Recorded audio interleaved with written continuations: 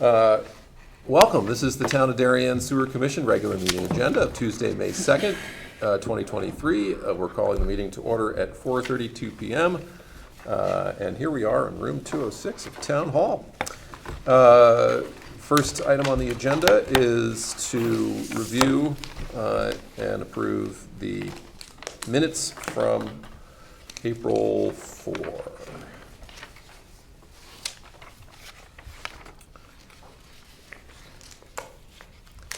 Any edits or questions on the minutes from April 4?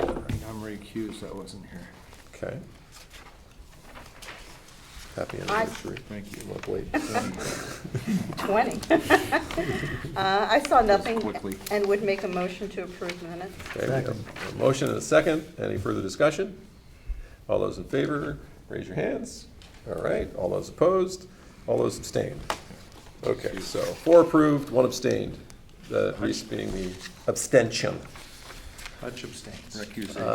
All right, I see we have a sewer user fee appeal. Is anyone here on that matter at the moment, or are you going to talk for them, or should we punt for now? I will, Okay. if you like. Mr. Vaccaro had requested that we look into the 346 Heights Road project, as they're doing demo and doing disconnects. And his current bill for this year was quite substantial, as you saw in the breakdown that Penny has provided. $17,128.25. That was 2020. This one was 2621. Oh, okay, sorry. That was the old one. That was one of the old ones. So currently, half of that has been paid already by the previous owner. And Mr. Vaccaro would like to waive the second half. I drove by there, there's nothing there. There's Yeah. been no water use.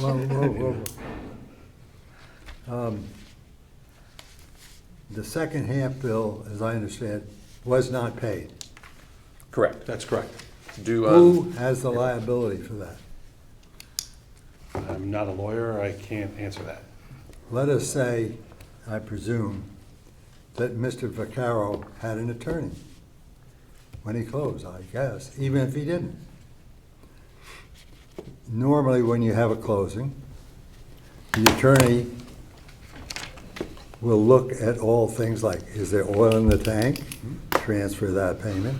He will check and see if there's sewer fees due.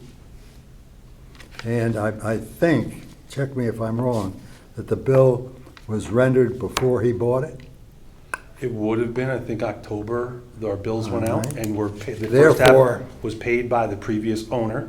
So But the second half wasn't. The second half was done. He's asking for us to waive that because the bill, the use or the billing shouldn't be that high for that. I don't, the primary issue is not, he's not saying because you didn't bill me, because you built the prior owner. That's not what he's saying. He's saying literally, I have demolished all the buildings and they're gone.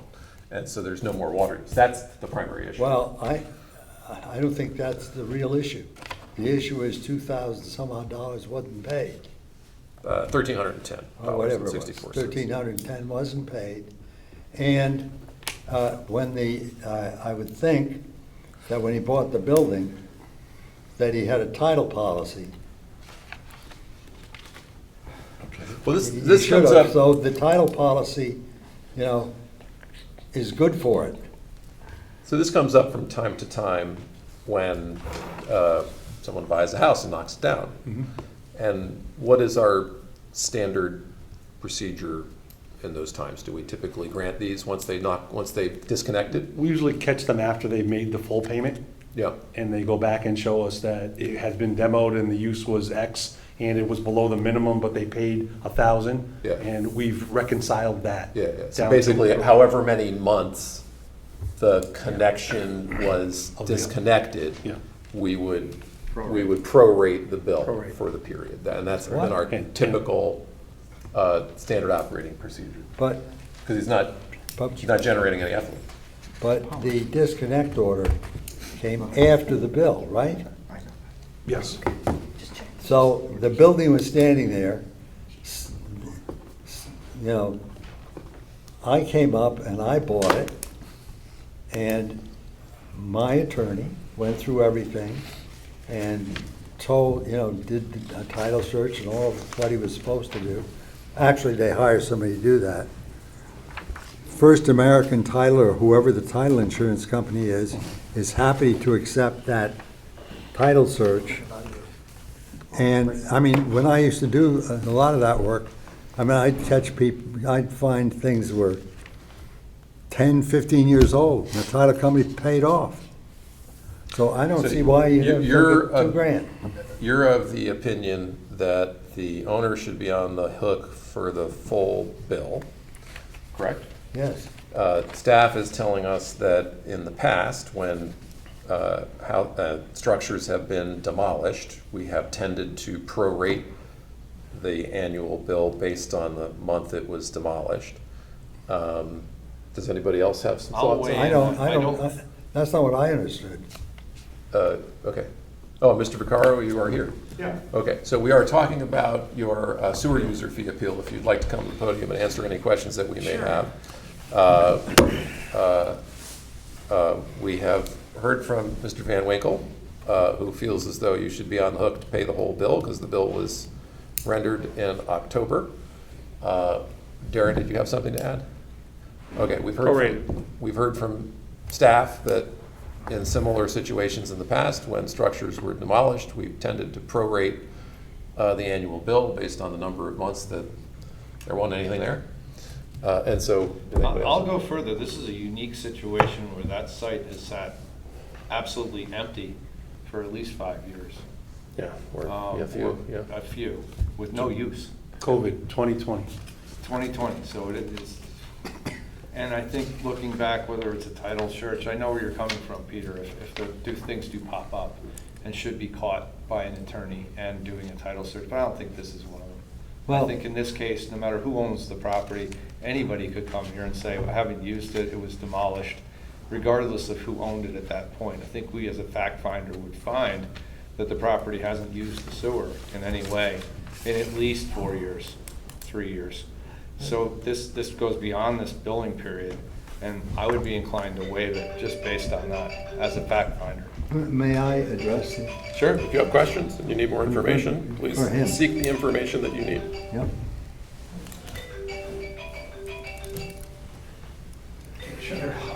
I have the same problem with the new phone. Okay. Crazy. So, Mr. Vaccaro, Peter might have some questions. I got a question. Sorry about the phone. Did you have an attorney when you closed this? What are we gonna do? Yes. Yes. And a title search was done, is that correct? Correct. Did you have a title policy? Yes. Well, why don't you go to the title policy and say, look, your title searcher missed it, how about paying the outstanding bill? The bill that just came in, just for the avoidance of doubt, we paid it. Okay? We The sent a second check. half? Whenever the billing went out, we just recently paid it, right? And it was prorated to the closing for sure. It's, I think what Darren was saying, I'm only interested in it's like on a go-forward basis of prorating it. We don't need to go back 3 years or any of that when we didn't own the property. I'm saying just prorate it go forward. It's gonna be out of commission it was out of commission when we bought it, which we closed on March 1st, okay? And it'll be out of commission for quite a while. So we don't have as much subterranean work to do as was done on the neighboring property, which is Darien Commons. So they were, they were in the ground for a long, long time. And so anyway, but we do, it's gonna be a while before we're basically using the sewer system. So our job here is to either grant or deny the appeal. So in our effort to get to a vote of whether to grant or deny the appeal, we should seek whatever information each commissioner feels they need to make that decision. But I'm still not clear about one thing. When you bought the property, it was after the bill was rendered. Is that correct? I gotta look exactly when we paid it after we owned it. Now, we bought it on March 1st. And I Well, don't then know you paid- then you I paid think I And you think pay the second sewer half. tax, I Yeah, think is alright. paid in arrears and not in advance. Property taxes are paid in advance, so I'm pretty sure sewer tax is paid in arrears.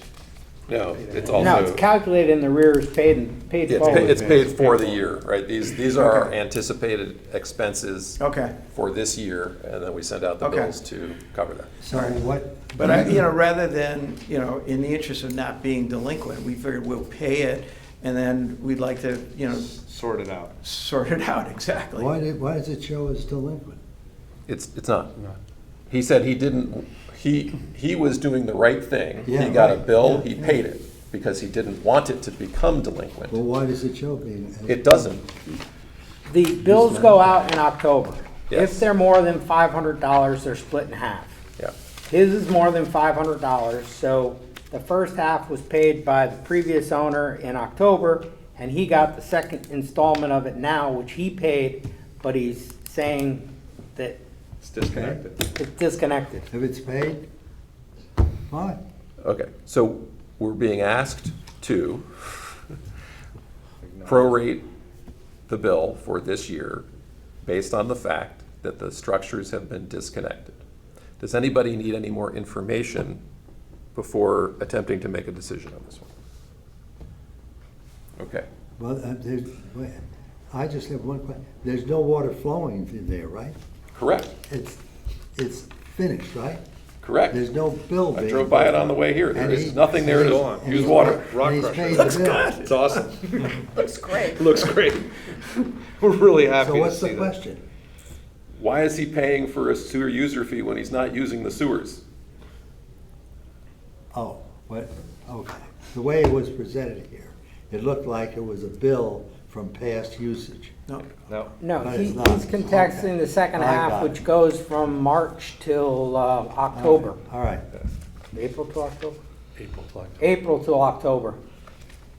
And Of this year. prior to that period, Okay. he had a disconnect Yeah, I got it. permit, So what which would is be, what included would in be the the number packet. we would be Right. granting I an got appeal it. for, half of 2,613? All That's right, the way guys. Is it that was where, I got it. proposed. just half of We're 2,613? we're looking for the 131064, am I Is correct? that what we want? I'll make a I'm motion sorry? that we forgive, refund $1,310.64 that was prepaid in, you know, yeah, while the building had already been right. disconnected I from the mean, sewer. yeah, essentially. And I don't know exactly when we're using the sewer yet. That's irrelevant. Sounds like what he should be Yeah.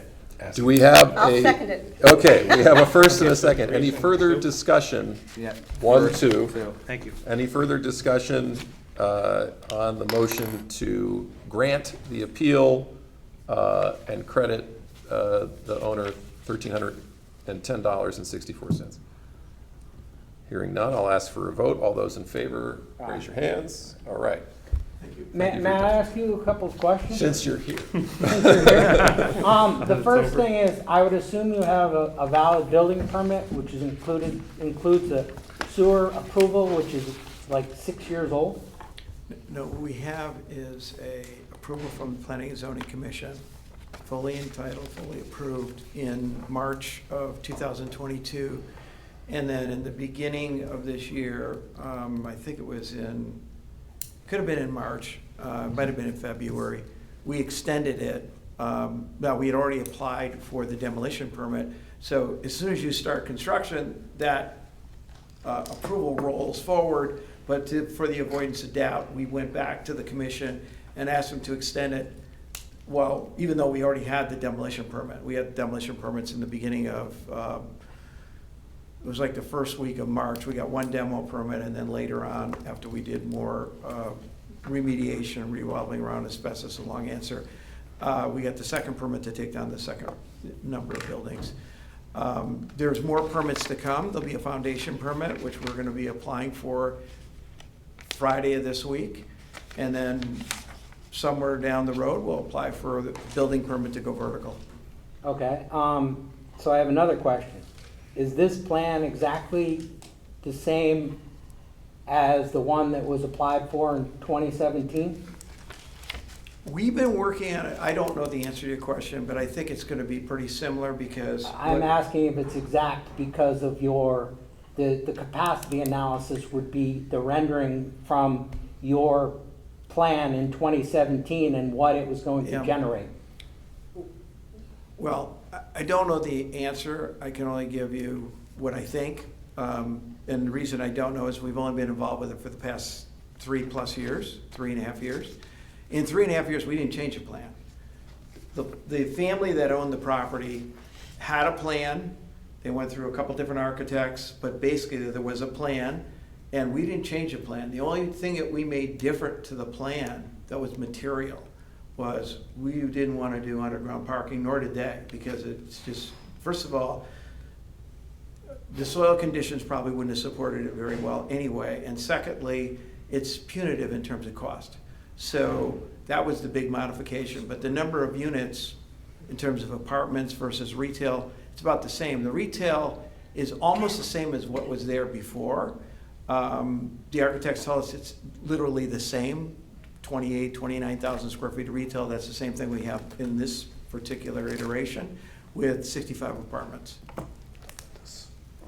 But I did not see the capacity analysis in 2017, so the projected flow from businesses is 0.1 gallons per 100 square feet, so it's minimal.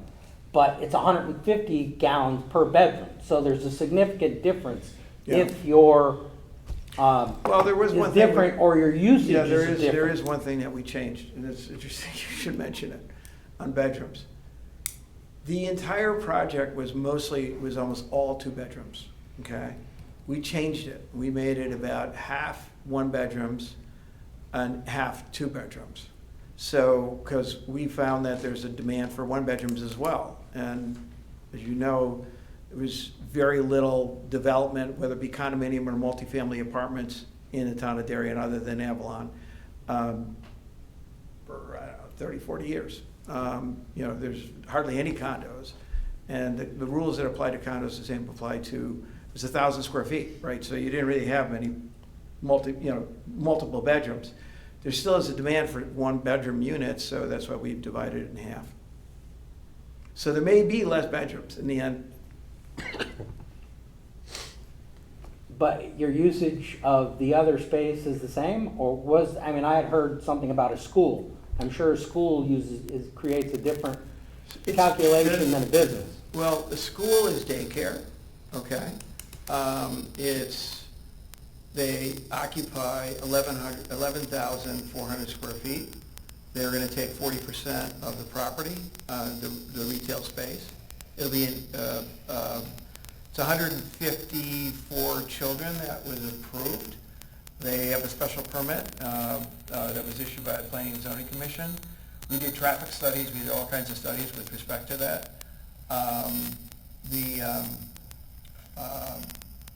Believe it or not, there's a shortage of daycare in Darien, even though every single church has some form of daycare.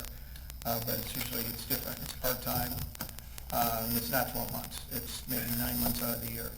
But this is a full-time program, it's 12 months out of the year. So, does that mean they're gonna use more sewers, sanitary? I don't know, maybe. But that's what we're concerned with doing the Right. sewer commission. Right. So we're concerned with the sewer capacity analysis that was performed and submitted in April of 2017. I mean, we can go back and look. If you guys have the records, I'll be happy to take a look at your records and match them up with our engineers, but I don't have the records from 2017, chances are, there's no way. So, what we might have is stuff from 4 years ago, but not much before that. Well, the only other change I've seen since 2017 is the property along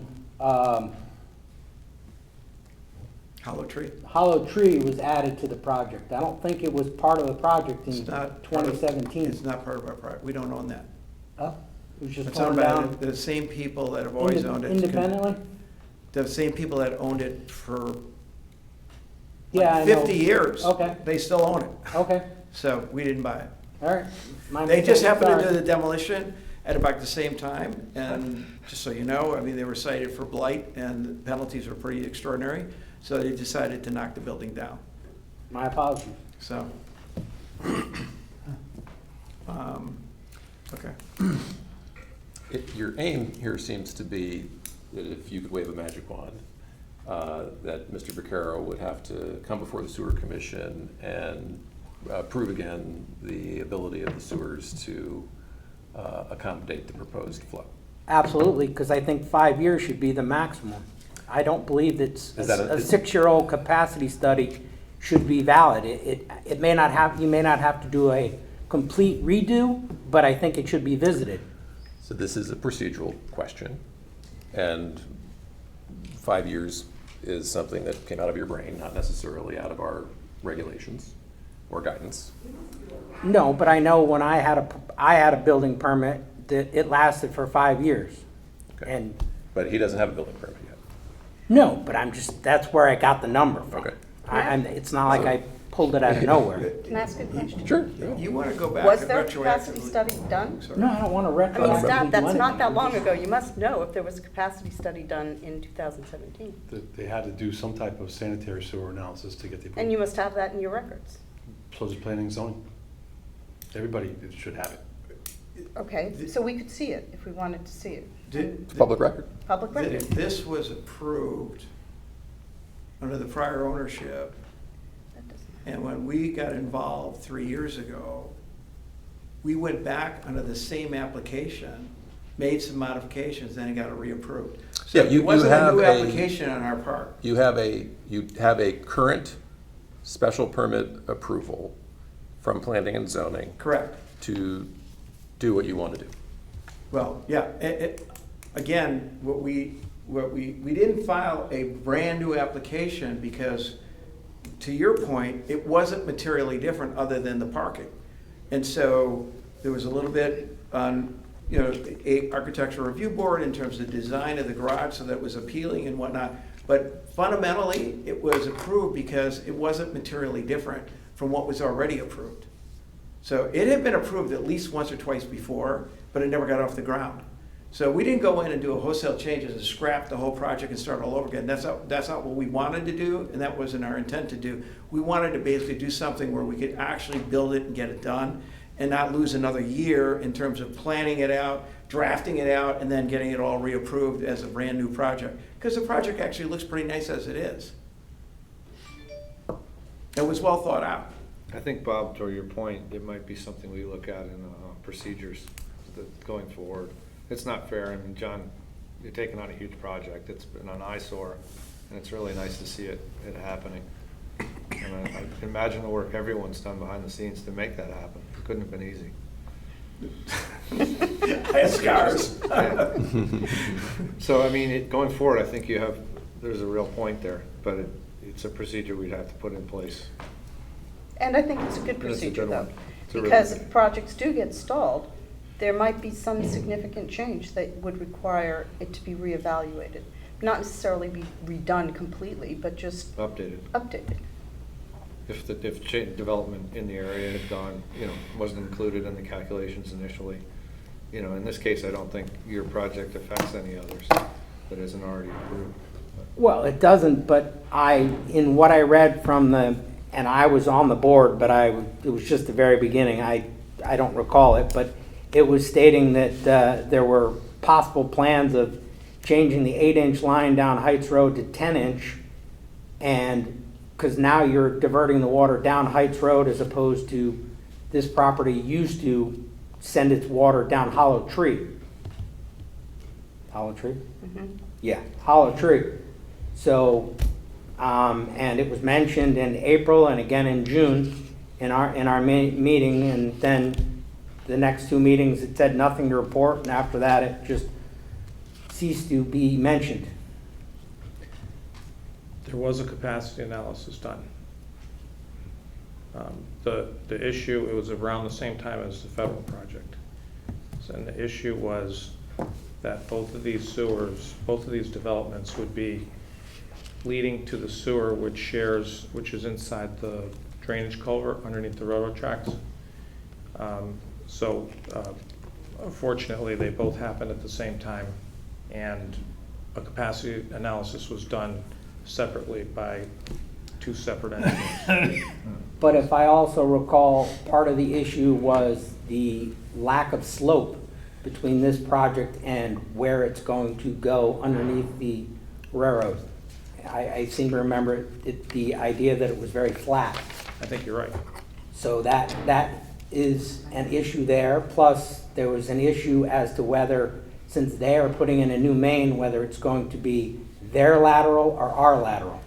Yes, and the resolution on that was they were going to install one manhole inside their property on private property. And the issue was whether we called that a sewer main, and if we called it a main, would that be under the jurisdiction of the DPW? And if it was under the jurisdiction of the DPW, we would need an easement, and the commission decided, no, we don't want to do that.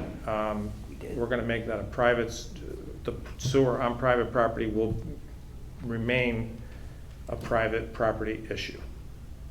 I couldn't find that in the minutes. Totally by my memory. I didn't remember it. That's why I went to the minutes, and I went through all of 2017. All right, so this item is on the agenda as a sewer user fee appeal, which was a relatively simple one, and we have dispensed with sewer user fee appeal. If there is information in the public record that you so desire, you can talk to staff and get a copy of it.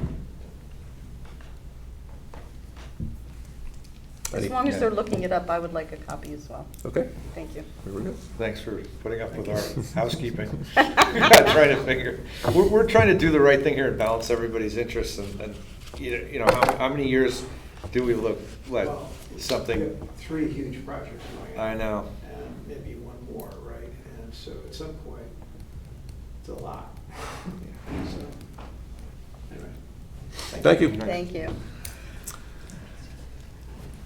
All right, 5 o'clock. item number 4. Excuse me, sir. Yes, sir. We have a hand here. We, Oh, you want to go out of order? item 8E, I'd like to, since she is, the owner of the property is here. Okay, all right. Before we entertain you folks with Lindsay's presentation. I At kinda the think- suggestion of the superintendent, the chairman will be taking the agenda out of order and hearing item 8E before we move on with the regular scheduled programming. All right. What do we need to know about 8E? It's supposed to have a lateral? Come on down. Step up to the lectern. Does staff want to do an intro or? No, I'm gonna let the homeowner take care of it. Okay. Please let us know your name. Hi, I'm Leslie Sutton, 223 Long Neck, owner of 223 Long Neck Point. Welcome, Ms. Sutton. Thank you, the missing lateral project. Missing lateral. I just want to I don't know how much you know about what's going on. Very little. What has been going on out there, but just to kind of update you.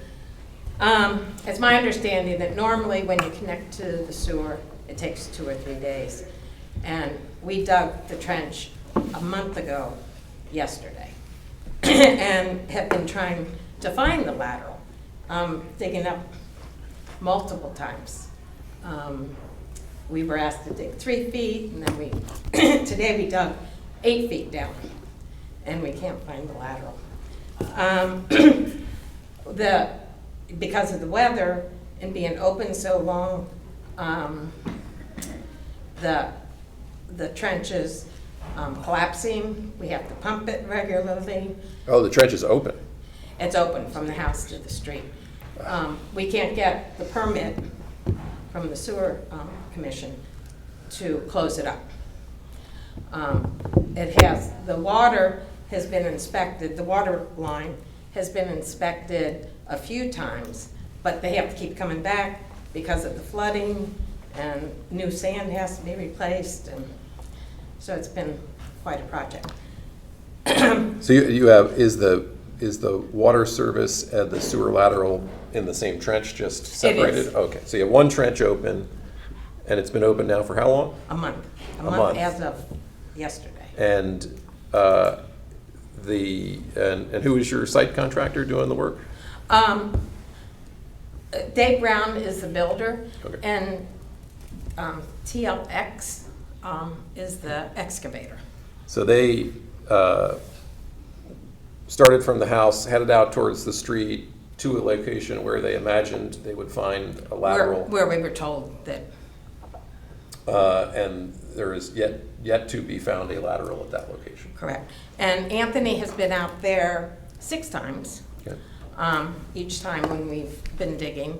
And they just can't find it. They can't find it with the metal detector. And today I was told, so they were out there again today digging. And we went down 8 feet and still nothing. And I was told today that it was my responsibility to go out into the street and dig up the street. And it will be all at my cost, which is a huge, we've already had an extra cost in just this month of Sure. waiting. It's affecting the building process because we can't cross the yard, Yep. you know, and so I'm wondering where I go from here.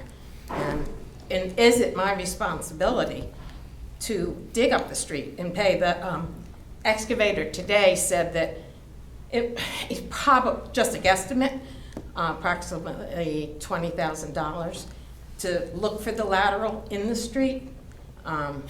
You know, that's with repaving. Or create a new connection.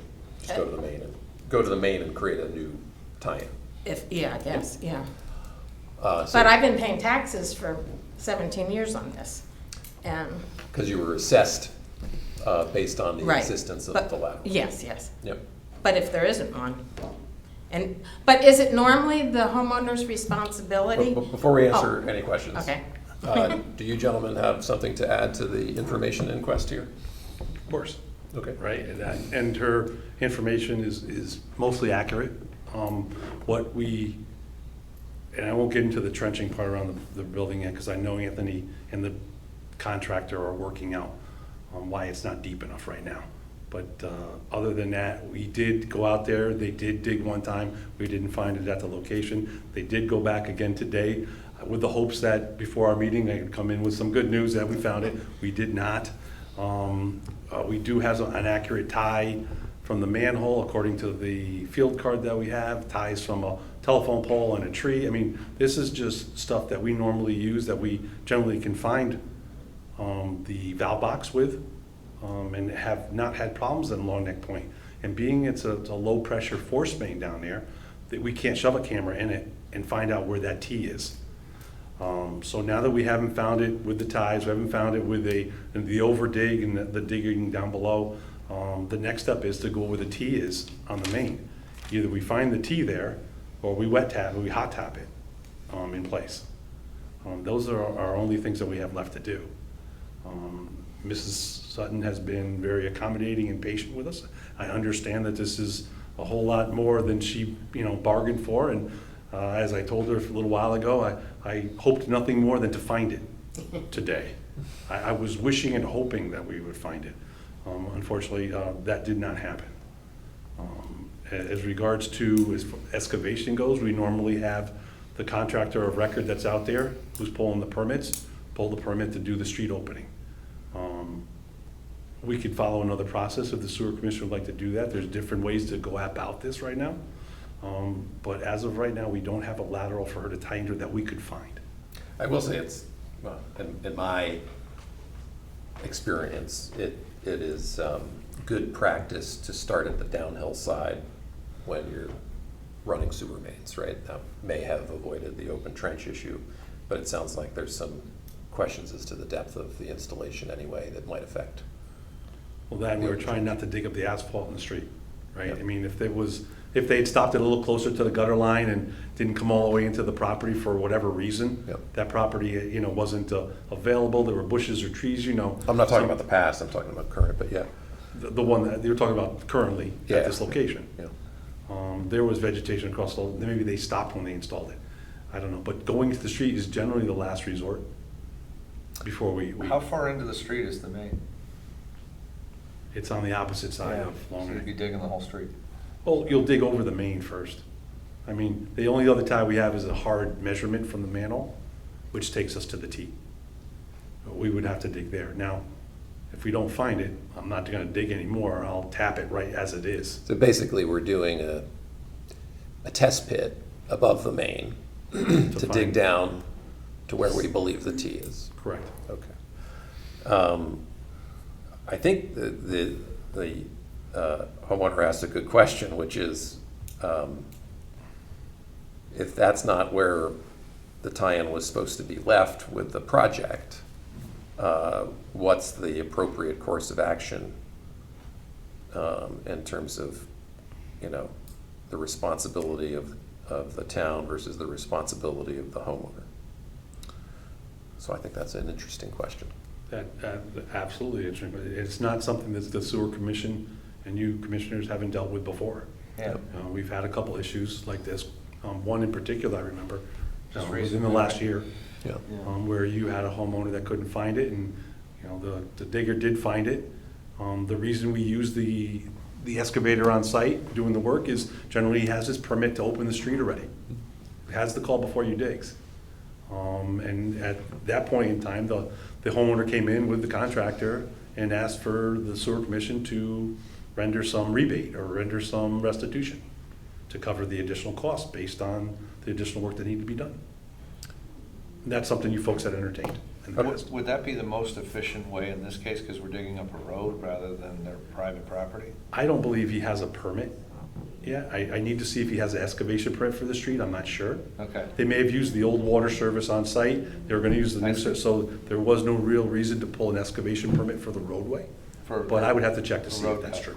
So he'd have to have a bond and all that? He would have to get a bond there. So in lieu of doing that, if he doesn't have that in place and you folks direct me to do it, I will find a contractor to do the work in the street for us. And do the work.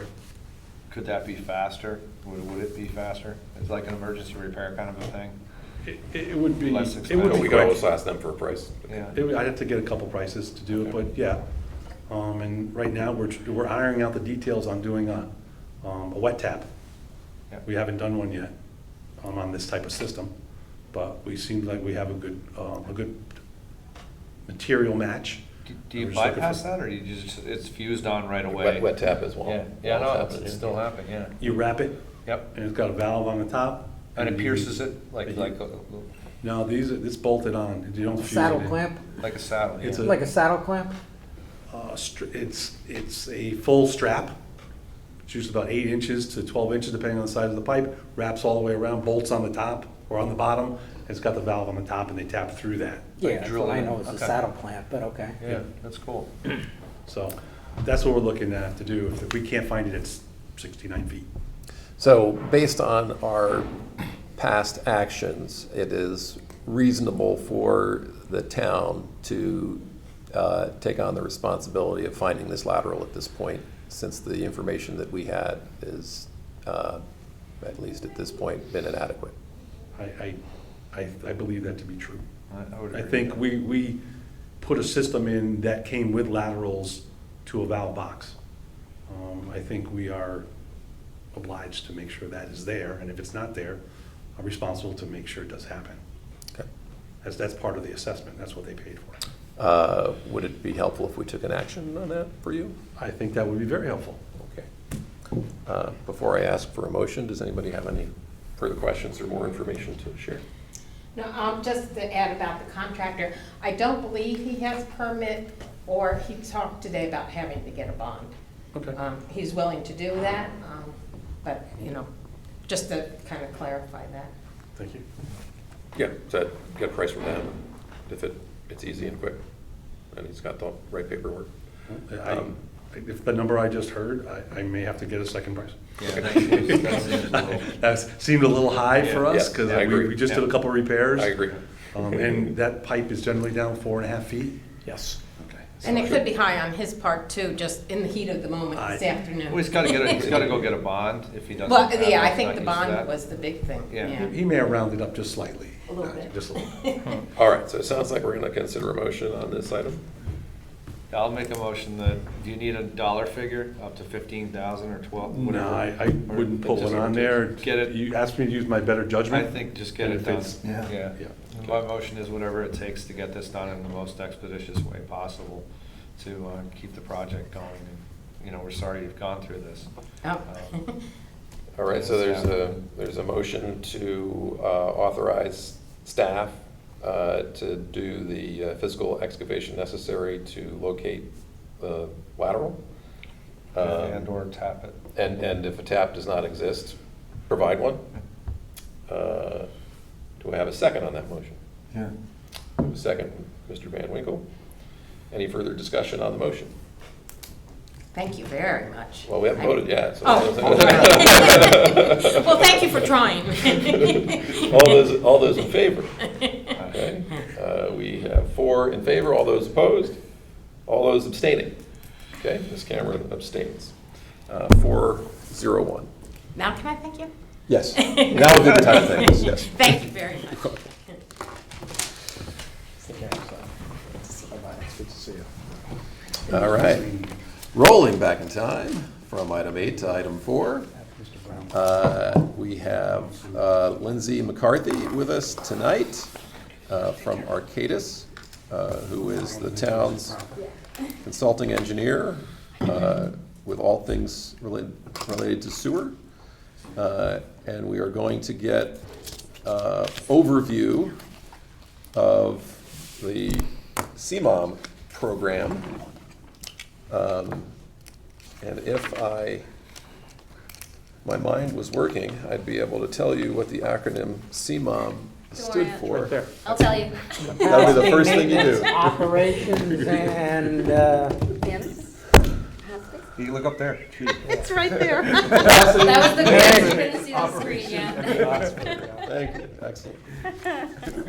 I'm so smart. I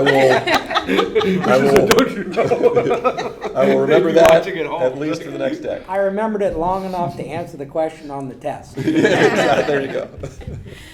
Well, for all of you that don't know me, I'm Lindsay McCarthy. I thank you guys for having me. I apologize I couldn't come to the last 2, but I'm happy to be here today. So I will be talking about CMOM, Capacity Management Operation and Maintenance Program that we've been working on for actually the past few years or so. Before I start, I want this to kind of be like an open conversation too. I know I have like a presentation just to kind of like go by and talk, but like if you guys have questions, please feel free to ask. The document is very long. I don't know if any of you guys got a chance to pop that open and take a look at it, but it's very long and extensive. So if you guys have questions, please feel free, call it out, raise your hand, and we can have a conversation on it. So, I don't think we're shy, so No. don't worry Yeah. about that. I don't know why I needed to preface it with that. If anything, we might have to move on, I'll try not but we'll to. see how it goes. So I'll give a quick little overview of the CMOM program, the steps we went through to actually develop the document. During our assessment and gap analysis, what were our findings and what we're calling, the accomplishments thus far, and then the next steps. So what is CMOM? The big question. So like I said before, it stands for Capacity Management, Operation, and Maintenance. Basically, it is a formalized program for a municipality to manage their collection system assets. It incorporates basically the municipality's existing practices, but it also provides the municipality with a flexible and kind of dynamic framework for them to identify, plan, and implement best management practices, both their goals and the industry-wide wastewater best management practices. So by formalizing the program, it actually provides the guidelines and also the opportunity for the municipality to evaluate their current practices and take a look at them against the industry best management practices, figure out kind of where that gap is of where they are and where they either should or want to be, plan for that, and then actually implement it. So the big driver of the CMOM program is to mitigate sanitary sewer overflows, or SSOs. But in addition to kind of enhancing the asset management of the system and the O&M practices, there's also some other big benefits to this as well. It increases the reliability of the system and the level of service to customers, which is a big thing, extends the useful life of the assets, optimizes the resources, so that's the money piece of it, moving from kind of like a reactive or an emergency basis to more of a preventative and proactive basis, so not reacting when things actually happen, kind of anticipating it and addressing it before it becomes open cut situation or an emergency repair. And then a big one here is obviously reducing costs by removing I&I, not having to treat that clean water at the treatment plant. So a CMON program incorporates basically everything having to do with the collection system. It's not an isolated program. It's everything from, day-to-day maintenance and pump station inspections to long-term capital planning. So it's everything that the town's been doing thus far, in the long term, but also more recent projects such as the I&I program, the SSES investigations, the annual cleaning and CCTV as well. So it's a lot that goes into it, and I know you're probably like, I keep saying best management practices and all of that, and you're probably wondering, okay, how do we know all these best management practices? Well, our good friends, the EPA, lay out a very extensive, very long, very detailed guidance document, they call it. And the great thing about this is it basically, right off the bat, it says, this is not a one-size-fits-all program. Each municipality's program is going to be different. It all depends upon the size of the system, what their resources are, your overall goals, things like that. So although they kind of provide these guidelines and, some of the best management practices might be specific, some might be very high level, it's under the understanding that this is a living and breathing document, it's a living and breathing program, and everybody's is going to look a little different. So the big kind of cornerstone piece to it is that asset management. If you don't have the information readily available, able to look through it and analyze it, then it's going to be a lot harder to effectively and efficiently manage your system. So that's why the first four up there are really highlighted, and those are the ones that are really driven home during this guidance document is, the system mapping and inventory, knowing, where your assets are, what comprises your assets, information management, how are you collecting your information, how are you storing your information, how are you going through and evaluating your information, current system condition, where, how old is your system, where are the issues, and so that kind of how you're going to address those issues, and then planning and scheduling operation maintenance. That's the big piece that they drive home is preventive maintenance. If you know what's going on in your system, you're taking care of your system, you're going to be less apt to have those emergency high-cost repairs. Then some of the other things that they go through is the repairing, replacing, and rehabilitating the assets, kind of setting more of a standardized and formalized program with that. Designing construction standards. If new work's coming in, connecting laterals, building new sewer systems, there want to be clear-cut standards and information on how that work is done. Training of personnel. A big piece of this is that your system is only managed as well as the people that are managing that and operating and maintaining it. So making sure your personnel are trained and know what's going on in the system. That goes hand in hand kind of with standard operating and maintenance procedures, having those in place. The communication, customer service, and public education goes both ways. How does the community, correspond and interact with you, and how do you interact and communicate with the community as well? And then legal authority, having the ability to implement these items and then also enforce them as well.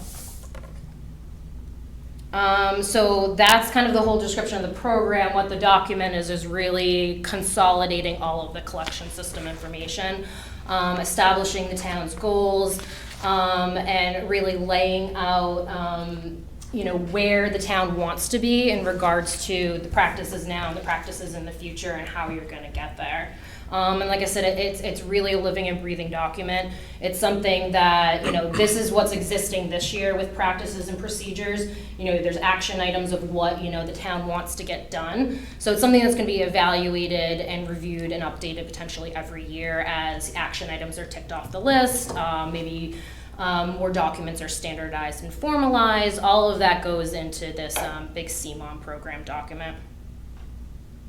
So the process of actually developing the CMON program, this was a long journey. It's a lot of information and a lot of work that everyone from the DPW participated in, and that we were able to sit down and do a lot of workshops with them.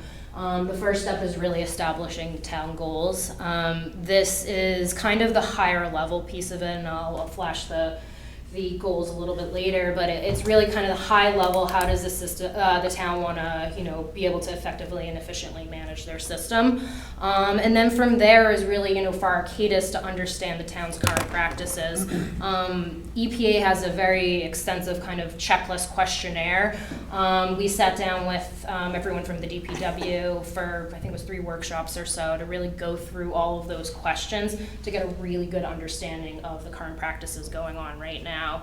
And then from there, we took the information and assessed it and compared it against the EPA guidance document and kind of figured out where that gap is and potential areas for improvement were, and developed kind of an action plan.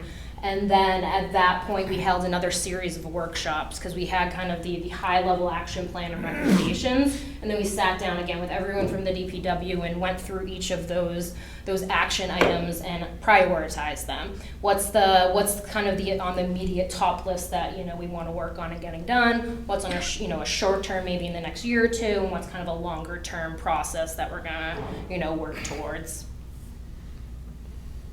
And this is quickly just the CMOM program goals. Like I said, it's the high level goals of the town's CMOM program document. And really it's kind of similar to, and it does align with the EPA's CMOM goals of what I talked about at the beginning. It's managing the system, it's operating the system, having the adequate capacity in the system, mitigating SSOs, being able to manage one of your largest assets, which is your collection system, being able to reduce the costs related to emergency response, and really reducing the I&I and how much clean water you're sending to Stamford WPCI. So I know this piece you might want to know, we'll dive into it a little bit more. So like I said, after we did those series of workshops, we took a look at how the town currently operates, and then took a look at like the EPA's guideline of where the best management practices are, and I identified where there's levels for improvement and things like that. I wanted to kind of jump into the highlights and what existing practices were already in place that town was already doing prior to even establishing this CMOM program document. And one of the big things is that there is a huge level of institutional knowledge and system understanding. We, like I said, there was 6, 7, 8 workshops that we sat with everybody from the DPW, and they were able to answer all the questions that we had, and they had a great knowledge on what's going on in the system. In addition, they already had priority maintenance and cleaning in place, so that was great. They knew where their hotspots were, and they were able to kind of address those items on a weekly, monthly basis as needed. In addition to preventative maintenance, there's a strong FOG program, which is the fats, oils, and grease program. So that's from the food service establishments, reducing the grease levels in the system. A great annual root control program, and then the routine pump station inspections and maintenance. Also, there's design standards and construction details. Those are already in place. There's legal authority to be able to enforce a lot of these items already. And the public outreach, there's educational materials already developed. There's the information on the website. The community is able to obtain the information that they need. The Q alert system that they use for customers to notify the DPW if there's an issue in the system. So some of the findings, after taking a look, we broke it into these 8 different categories, and I don't want you to think that all of these categories were quote unquote deficient. It was just that each of these categories kind of aligned with the EPA guidelines, and in addition, each of these categories had some level of room for improvement. Overall, there was no major red flags. We didn't step back from these workshops or meetings saying, oh no, this is going to take a while to get to be where they need to be. Like I said, there are a lot of systems and everything were already in place. The biggest thing that we found is really formalizing and kind of standardizing the existing practices, and really the record keeping piece of it. All their information is there. It's just getting it in the right avenue to be able to evaluate it. So like I said, record keeping, getting the information into Excel databases, things like that. All the information is being recorded. It's just getting it all in the same place. System inventory as well, we're working on that through GIS enhancements over the past few years and getting more information into GIS.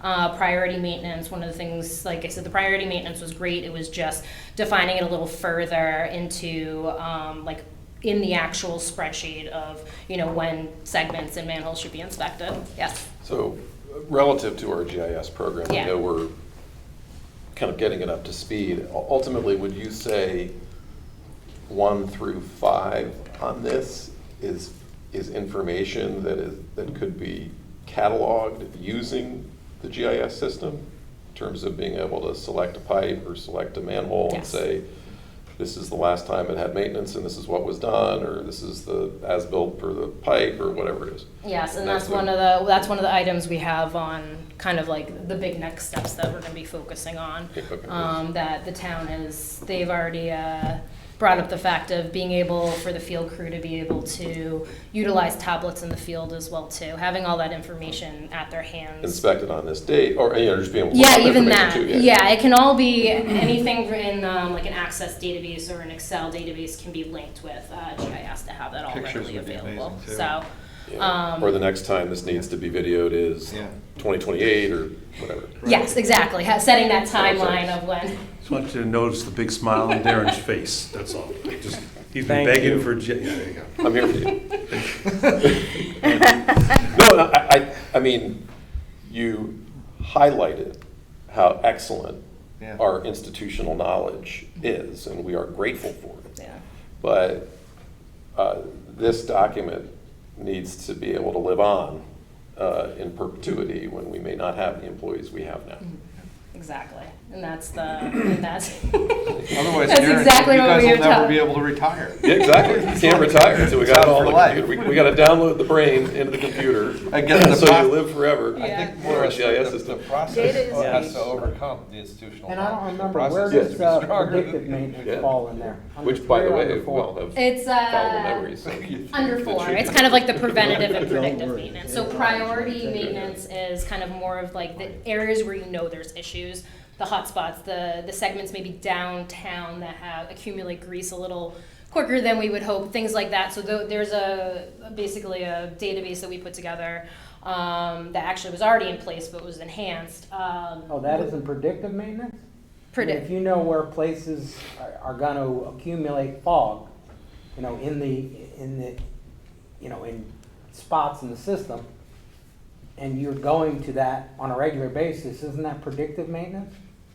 I think it's Correct. kind of a little in between too. Predictive I kind of see as taking also like the age of a pump station and a pump and knowing that you need to maybe increase the inspection or greasing of the bearings and things like that earlier than what like an O&M manual might say. You know, it sounds a little off, so let's get ahead of it. And something like that. But it is a little, all of those kind of blend in a little bit together. Well, you talked about hotspots, so we could call that maybe proactive and preventative maintenance, which is, we know we want to go back to these pipes at least once a year, or at least twice a year. Yeah, so that's what we have categorized as priority maintenance. Yep, okay. So they already had a list of I think they called it frequent jetting or hotspot list already. So we took that list and expanded on the recent investigations that we had done with CCTV and the I&I program, and kind of expanded on it a little bit more. Some segments were able to be taken off the list, so it really took a magnifying glass to it to hone it into what's going on now, and setting that monthly basis, annual basis, quarterly basis of when they're going to be going there and cleaning those segments. And in terms of the structure of the record keeping, should that be more towards like, we have an amazing person, Penny, who's just, everything she's touched has gotten more efficient, better, from our appeals to customer interface. Would that be more something you see landing at her desk for the guys to make sure that it's on the tablet and she quarterbacks the record keeping? Or does the data entry? Yeah, to how make does sure that work? it's- It Structurally. could be, there's a part of it that she could do. Yeah, I think there's a part of it that's a little technical too. As you input information, you also want to check that it belongs where you're putting it and makes sense where you're putting it. So when the guys in the field do open it up, they're getting accurate information that they can use. So I don't know if she has that part of it, but the data entry part, of course, she could do that. Okay, And she could learn. yeah. She could. And what- She did not say she wants to be a civil engineer yet, but it doesn't mean we can't talk her into it. Yeah, and one of the things we were talking about potentially, we do have a manhole inspection form that has been developed as part of the I&I program, and we've talked about developing maybe like 1 or 2 more forms so that when the crew's in the field and they're inspecting a pipe or cleaning a pipe, or they're having to go into a house to look for a lateral, go in their basement, things like that, that there's already a standardized form for them to record that information versus, I know they have some forms that some of it's just written in their notebook, but if we have that form developed, we can essentially, they might be able to use, this is kind of like pre-getting it to the GIS linkage stage, is they have that form, they're able to fill it out in the field with that tablet, and it just goes into an Access database already, like an Excel database already. So it's something where they don't have to bring back this hard copy of a form, and Penny doesn't have to sit there at the end of the day or the beginning of the day typing it all in, especially if it's a busy day.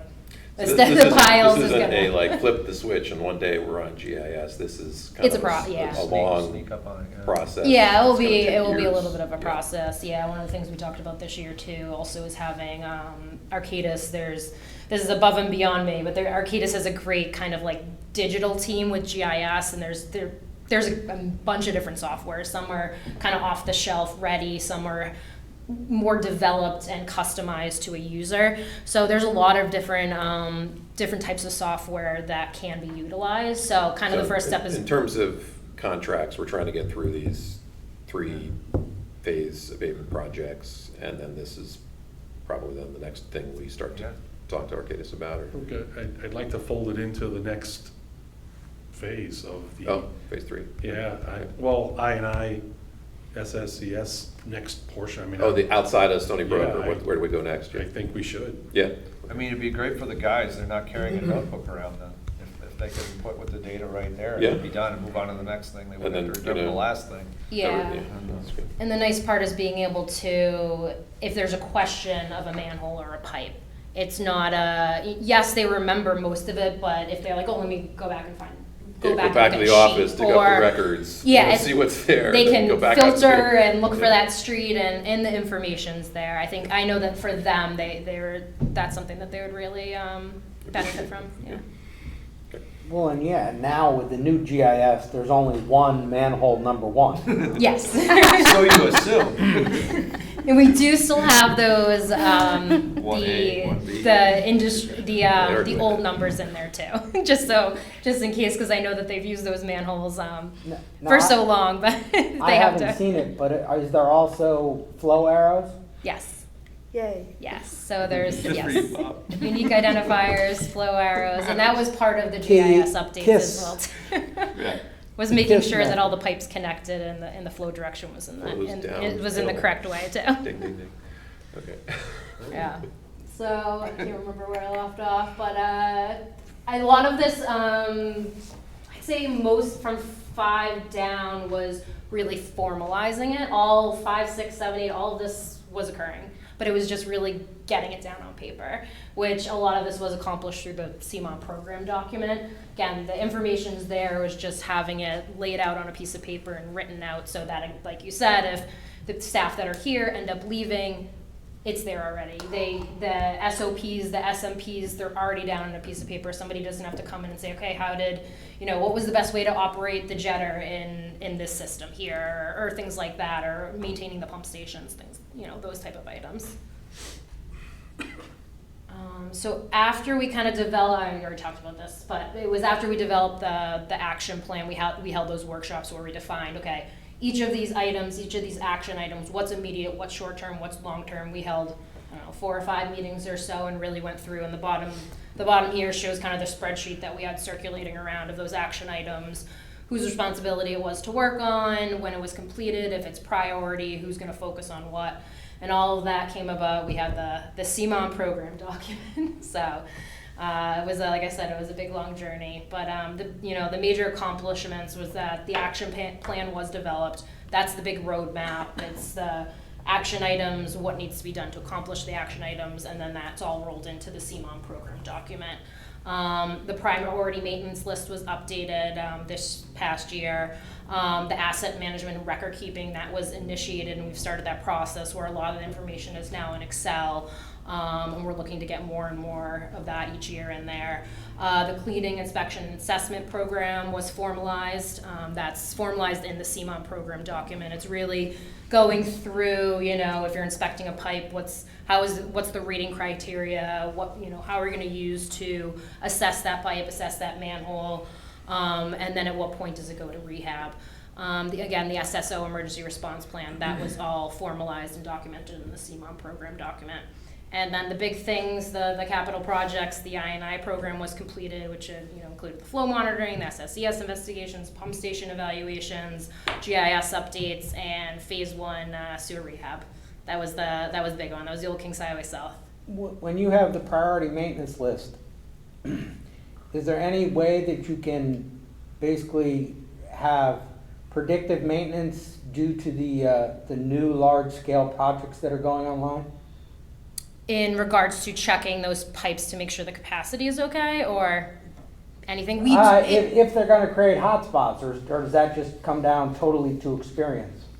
It's a few things, yes. It started out with the original hotspots list that the field crew had developed. So that was kind of the starting point. And then we also took a look and sat down and talked with them that said, okay, are there areas where, there's surcharging issues? Is there an area where there's root issues? Things like that to kind of update the list I as was well. more speaking like Corbin Drive's going to add 51,000 new gallons of water a day. Mhm. Is there a predictive maintenance schedule that goes along with that? Are there things that they need to look at before things happen? Are there things that you can predict that will happen because of that new water? Well, I think the biggest thing was the capacity assessment on that, in the sense that if, the first step was making sure that pipe had enough capacity in order to tie in the Corbin Drive development. From there, I think depending upon what the capacity looked like, it could be something that they monitor certain manholes during wet weather events to ensure that, the capacity is still okay when those, heavy wet weather events are occurring. So I don't know if it's going to be an increase in, I don't think there's any food service establishments that went in there. But that's something that usually prompts, a priority maintenance list if there's been previous issues with restaurants maybe not keeping up with their, their grease interceptors and things like that. But I think it's something that if it's a potential issue, can absolutely go into a priority maintenance list. It's a living document, so if Yeah. there's areas of concern, they could be added or removed Absolutely. from the priority maintenance list. Yeah, and I was just wondering if there's places they could check ahead of time, like I said, predictive, so that you don't wait until there's a SSO and you can, just from looking at it, if there's ways of saying, okay, this could be a bad spot, keep an eye on it for the first 6 months, a year, and see if it is. If it isn't, you can put it on a lower Yeah, priority. Someone would have to make that determination and then. Yeah, and that's add it what to I the was list. asking, Yeah. if they could predict, a predictive thing, not a wait and see, but you're predicting that this is a spot where it could be a problem. Is that like because are you talking about the flow? It could be being so- because it's flat, Flat, the right. bad slope, it could be a confluence Well, of we already things, knew it the could slope be, was it not could good. be a spot where you have low flow, so things can Okay, happen, fog can congeal in spots of low flow. So there's things like that. I didn't know if Yeah. that was part of Or the scouring, if you the- had increased flows. priority maintenance list, or like I said, I know it is predictive maintenance. I would say that typically something would prompt it to be put on that priority maintenance list. But what could prompt it could absolutely be something that the capacity is close in this level. We want to monitor it every month, and or we can indicate it as wet weather events. Take a look and monitor it. Or if there's another development that goes in where there's food service establishments, it could be if there is concern, it can be added to a list. But typically the priority maintenance list was when there were already issues that had been identified. Because this is something that they're gonna be going to. So it's reactive, not predictive. There's no, but they're preventing the issue from occurring by doing the maintenance. If it'd be reactive if they didn't do anything and there was an SSO. Reactive maintenance would be, there's an SSO, now we need to, so it's, It may have been reactive the first time, but after it was added to the priority maintenance list, it is now proactive. yes. Yeah. So I think it's one of those is that there's so many pipes and manholes in the system that, yes, now there's gonna be, 8 miles of sewer that's inspected every year, and maybe because of that, items are gonna be added to a priority maintenance list, but a lot of the times is you don't really know it's gonna be an issue until there's an issue. Unless it's downtown food service establishments, or like you're saying, a low flow, a slope pipe, things like that, but something typically has to, prompt that. And it's really the institutional knowledge of everyone here that helped develop that list, because they've been here, 20, between everyone, it's probably what would have happened in those years has happened to create that list, so, to some degree. So, I think, I guess I just quick slide on, because I know Old Kings Highway South was a big project. It was one I think that everyone was weighing heavily on everyone until that was done and completed. And this was a slide that Ed and I presented on at NUIA back in January in Boston. So this was, pictures say 1,000 words. It really shows that what the condition of this pipe was in on Old Kings Highway South prior to doing rehab. And this is actually a little video. Let's see if it works. So as you guys know, the hydrogen sulfide ate away at the pipe that was here. So this, what you see hanging down here, is actually layers of the asbestos cement pipe flaking off and coming off. So it was definitely poor condition, and we held our breath through a lot of that project, but they were able to get that liner in, and no excavation was required. That's a picture, it's the same footage before and after.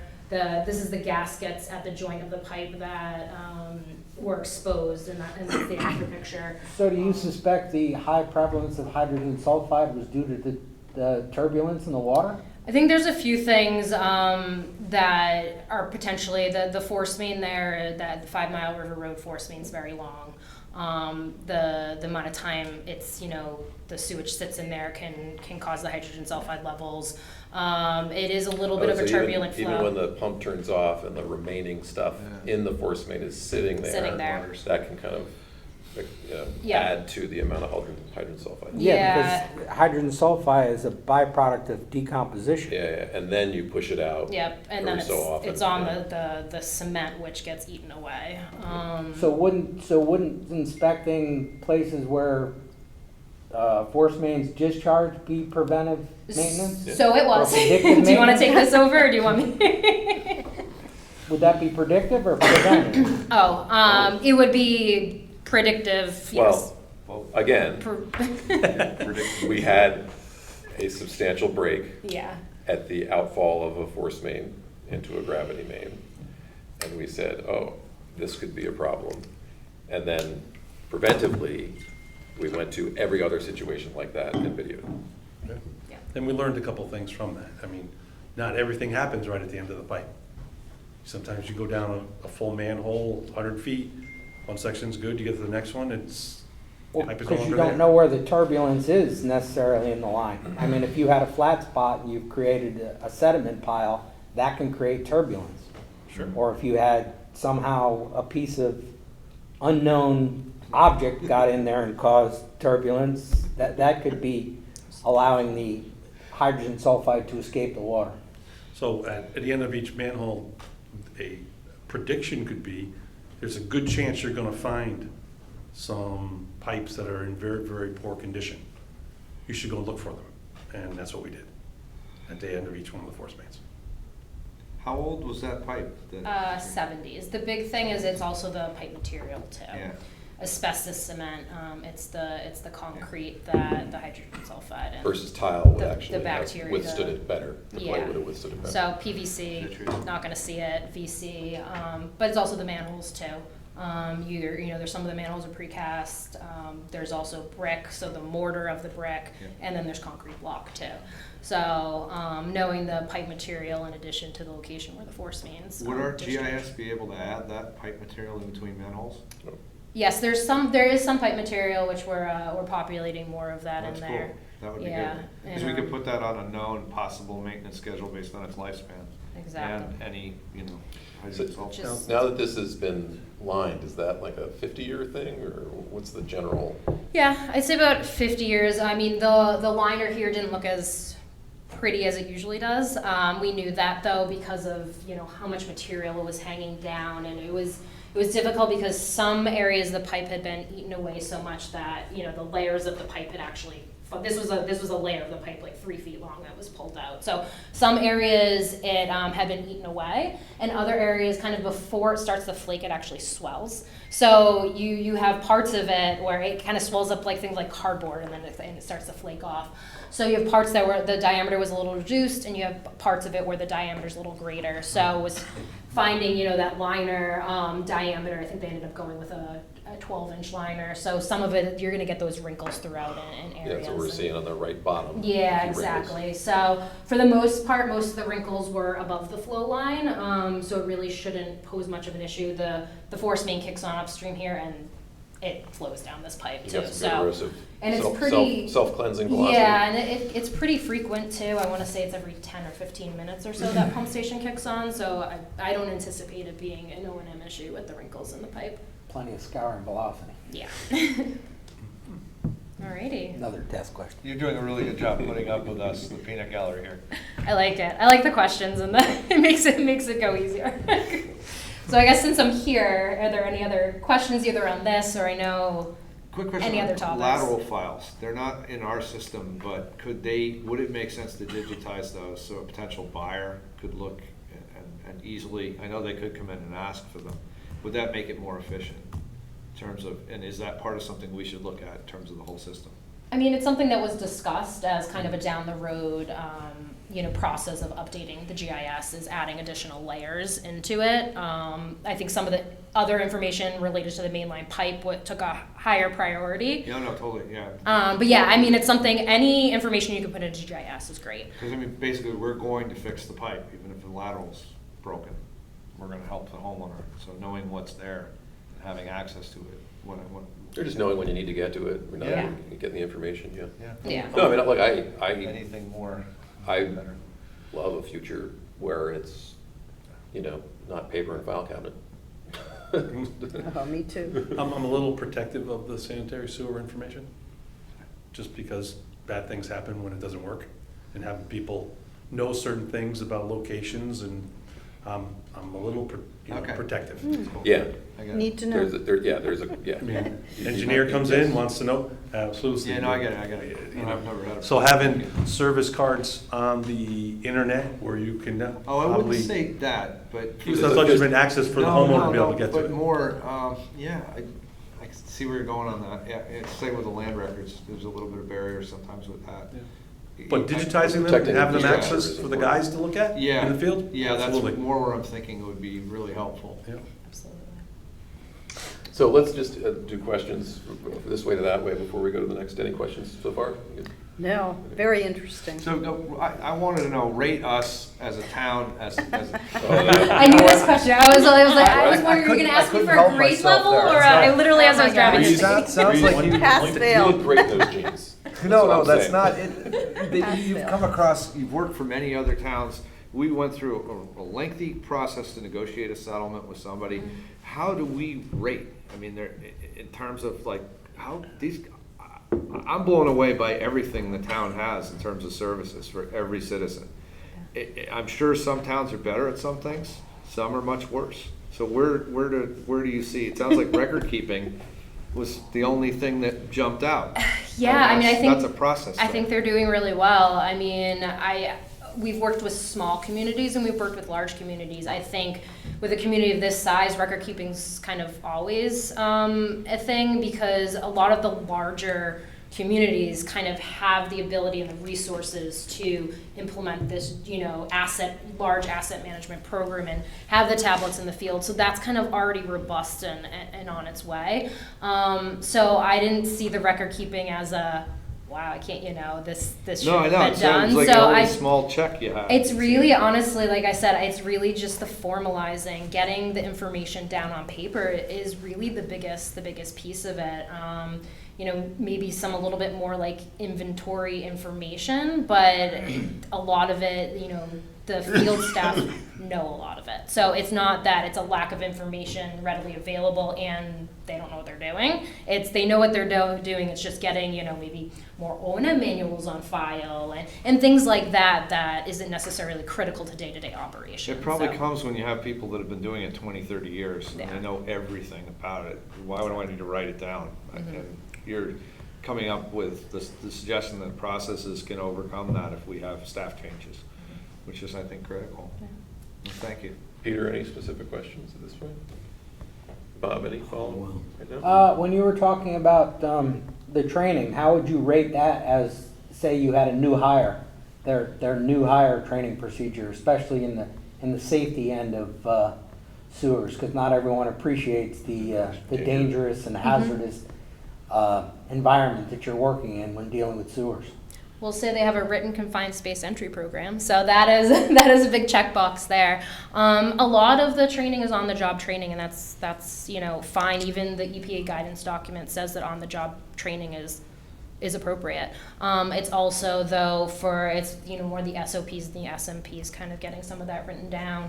The training aspect of it is really just the recording of when the staff is taking the training, looking to see if there's any additional outside resources that could come in, but they have OSHA come in to do that training. I know Steve does stuff with the why am I blanking out on the name of your system, your SCADA system? I know he does the online webinars for some of that. So You mean for mission? what? The mission system? Yeah, mission. Blanked on it. So yeah, I think they're doing well.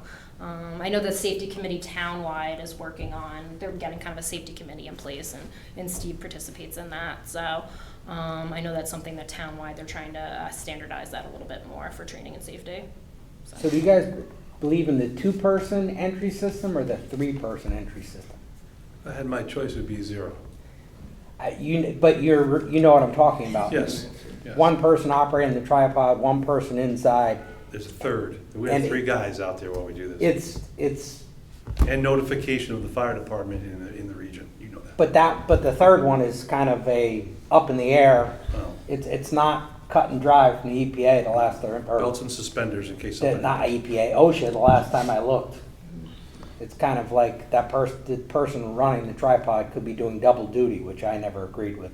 And I agree with you. And if you know. And anything I about me, appreciate the fact that it's 3 people and not 2 people. Bob, it's safety first. If there's no reason to do something, then don't do it. So if I don't have to put you in a hole, I don't want you in there. Guess I didn't have Cameras one are more awesome slide, now.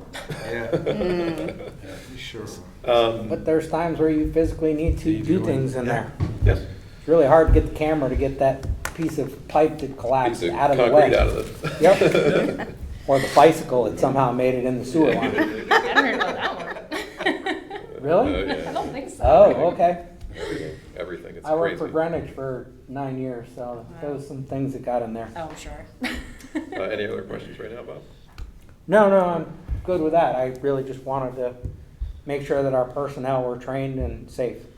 I had a few on, that may relate to future considerations or the idea that it's a living document, or maybe it's covered in some degree. So we have pump stations in flood zones. How does the CMOM, prioritize or address focusing on those?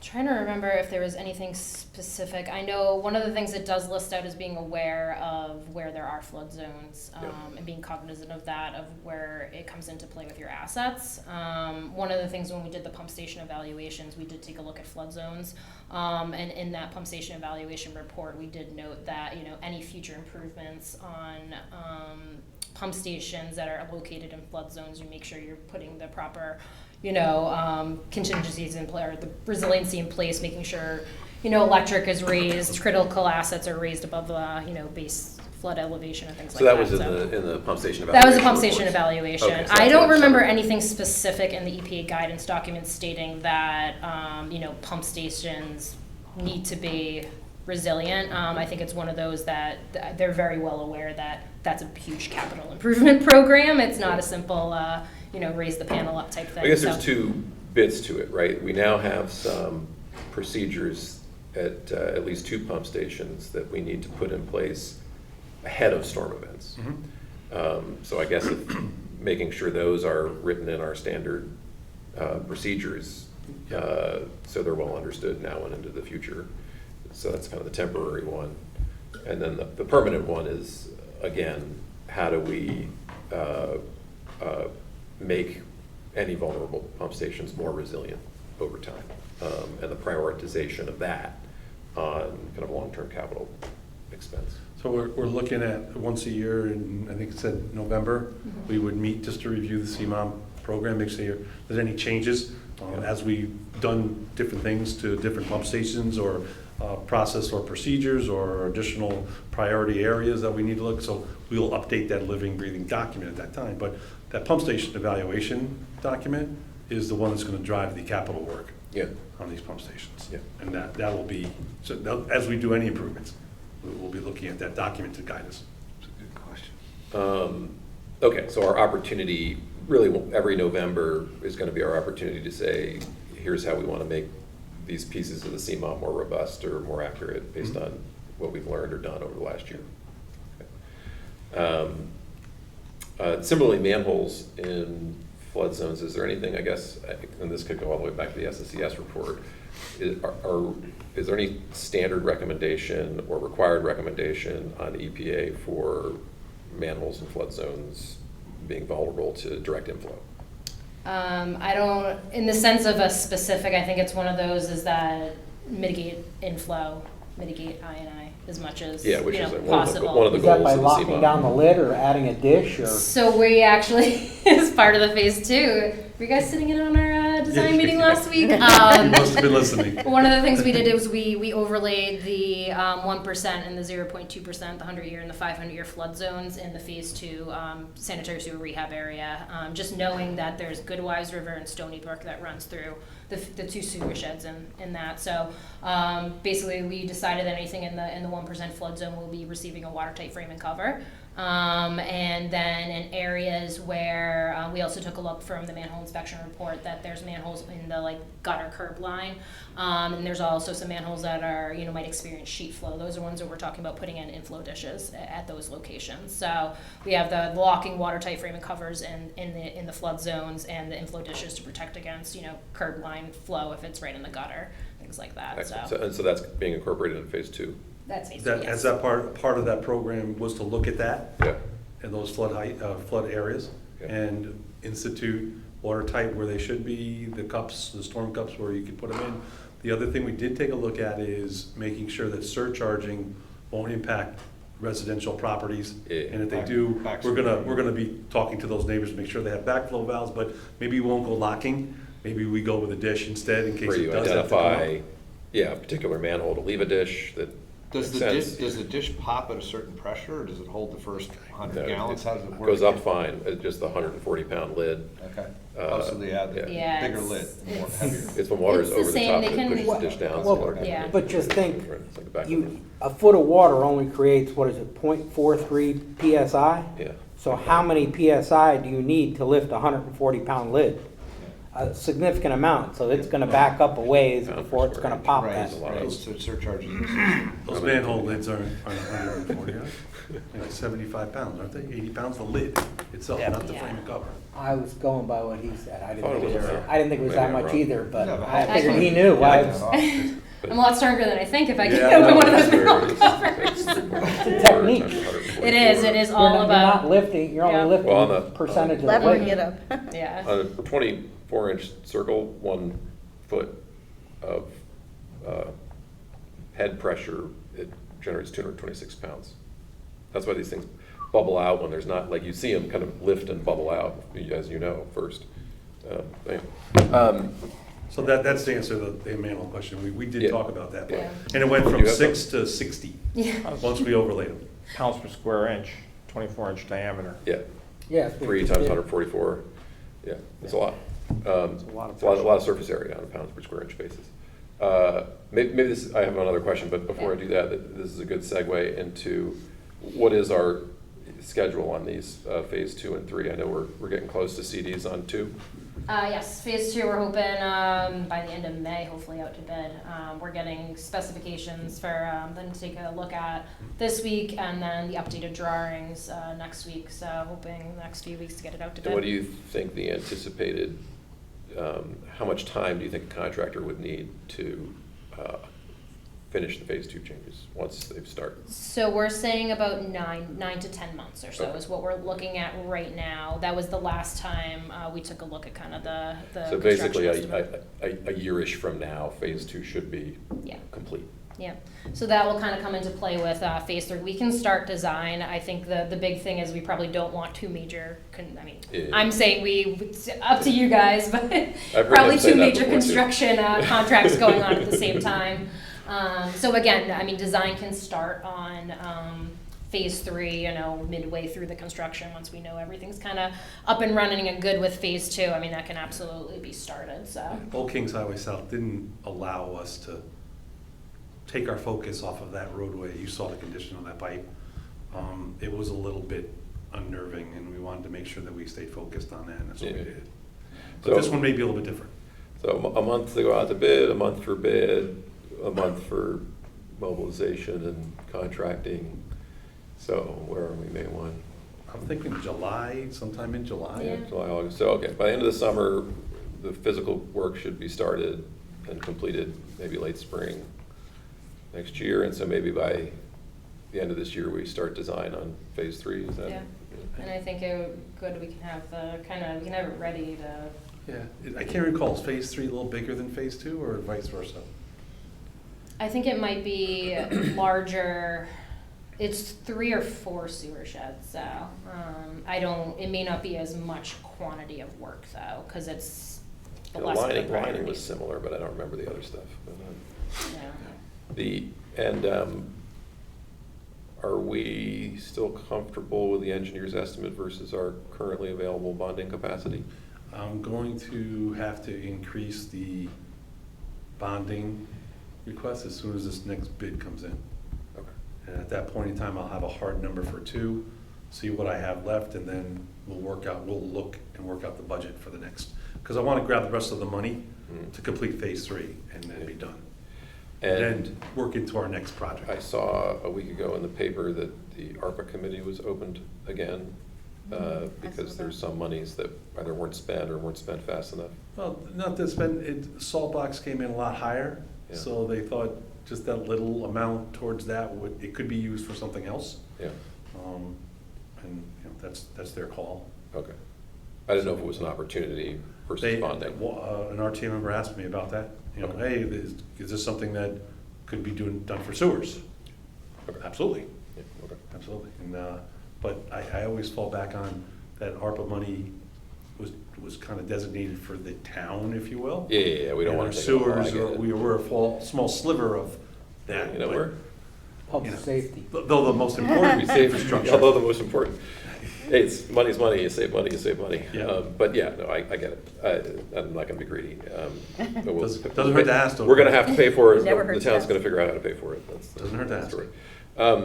Another question, is there anything at least currently in the CMOM addressing sump pumps or the ability to develop a sump pump program or It basically leaves it, I think it's to be discussed. In that sense, I think that legally, ordinance-wise, from what I looked at, I think it's pretty good in the sense that homeowners can't add, they can't have those illicit connections into the sanitary sewer system. I think there's something even in there for DPW to go in and inspect houses, and also enforce as well too with fines. I think that was beefed up recently as well, and to include the enforcement action. So I know it's So we'll a, get more on that over time as we Yeah, talk we're to gonna have to- Wayne. Yeah. yeah, that was definitely, we recommended legal to take a peek at that, just to make sure that everything, all the T's were crossed, I's were dotted, just to make That's sure, it, yeah, so. again, as we get some of this stuff under our belt, obviously in 2 years, we'll see how good we did. Mhm. But that would be the next, well, there's beyond Stony Brook, which we talked about, and then there's sump pumps. Two As next a frontiers. guess, the I&I, Yeah. what percentage could be sump pumps, could be crossings under rivers, could be Oh. broken pipes? If you had to, and I know each system's different, and you Yeah. spent some time here, and we've got a lot of stuff in the wetlands and in the watersheds, that if we were to eliminate all the sump pumps, what would that be on a percentage? Every It's single one? Hard to say, because when you look at the inflow, there's the two kind of pieces to the inflow. There's the direct inflow, which is the water's going in a catch basin, it's going in a roof leader, it's raining, it's going right into the sewer system. The other is the delayed inflow. So there's components, sump pumps is one of them. The other thing is, we call it the rain-induced infiltration inflow. So it rains, it seeps through the ground, it gets in the cracks. Also the groundwater level rising. Sump There's pumps are definitely areas where the groundwater gauges were very responsive to rain. The groundwater levels went right up. So it's very hard to say, this is a sump pump, this is, the rain-induced infiltration and inflow. So that piece of it's really hard to say. I think a lot of it's going to come down to observations in the field. If anything has been observed of, potential sump pump connections, which, there have been a handful. I know that the field crew has noted, or areas that maybe you're aware of already existing sump pumps. So that's really difficult. Are you to say. aware of any communities, one of the upper end things that we're talking about is registering all sump pumps. Yeah. And confirming that they're not tied into the sewer. Are you aware of communities that have proposed kind of wide sweeping and not just what's called, again, reactive to Yeah. observation? Not in that degree. We did do a sump pump removal program in New York, in one of the villages in New York. So we did do that, but what it was areas. It started either with known areas with sump pumps or sump pumps that are kind of in the low-lying areas near the water, and kind of started the program there and expanded from there. So this might be, in that case, it would be, okay, we're done with phase 3. We do some post-op monitoring, and if we're still seeing a hot spot, we would chase that, and maybe chasing that means this neighborhood we gotta know. Yeah, it could be something like that. Start with even like just a pilot program. Craig, I think that it would go the other way, and we come up with a way of Do the whole registration thing. of the sump pumps, an affidavit. I'm not opposed to anything. Give I them just- $100 off if they sign it, and we keep it in the lateral file. And if they're caught later by the building department or anyone else, when they're in their house and they're doing work, it's a big fine. Would it be registering it and removing it? And one option that Ed thought would be give them a credit to help them remediate, Offset Caltech, some of the costs. Offset some of the Yeah. costs to fix the problem as best they can. Part of the problem is that some of the homes in the wetland areas are just pumping it out in the yard and it's coming right back in. And Or they it's see, tight. they see the sewer line, like, Yeah, well, you I got a got- solution, and you and got- off it goes. Small lot, large Yeah. lot, Yep. certain equity and ability. But it would be nice for us to have at least something, documents, as many as we can get, and that doesn't cost very much. Personally, I would rather Susan's sump pump go to the sewer than to my yard. You bought that house. I'm high up, I don't need a No one sump better pump. than you would know when your house is lower than hers. You're below me. That's right, that's what I'm saying.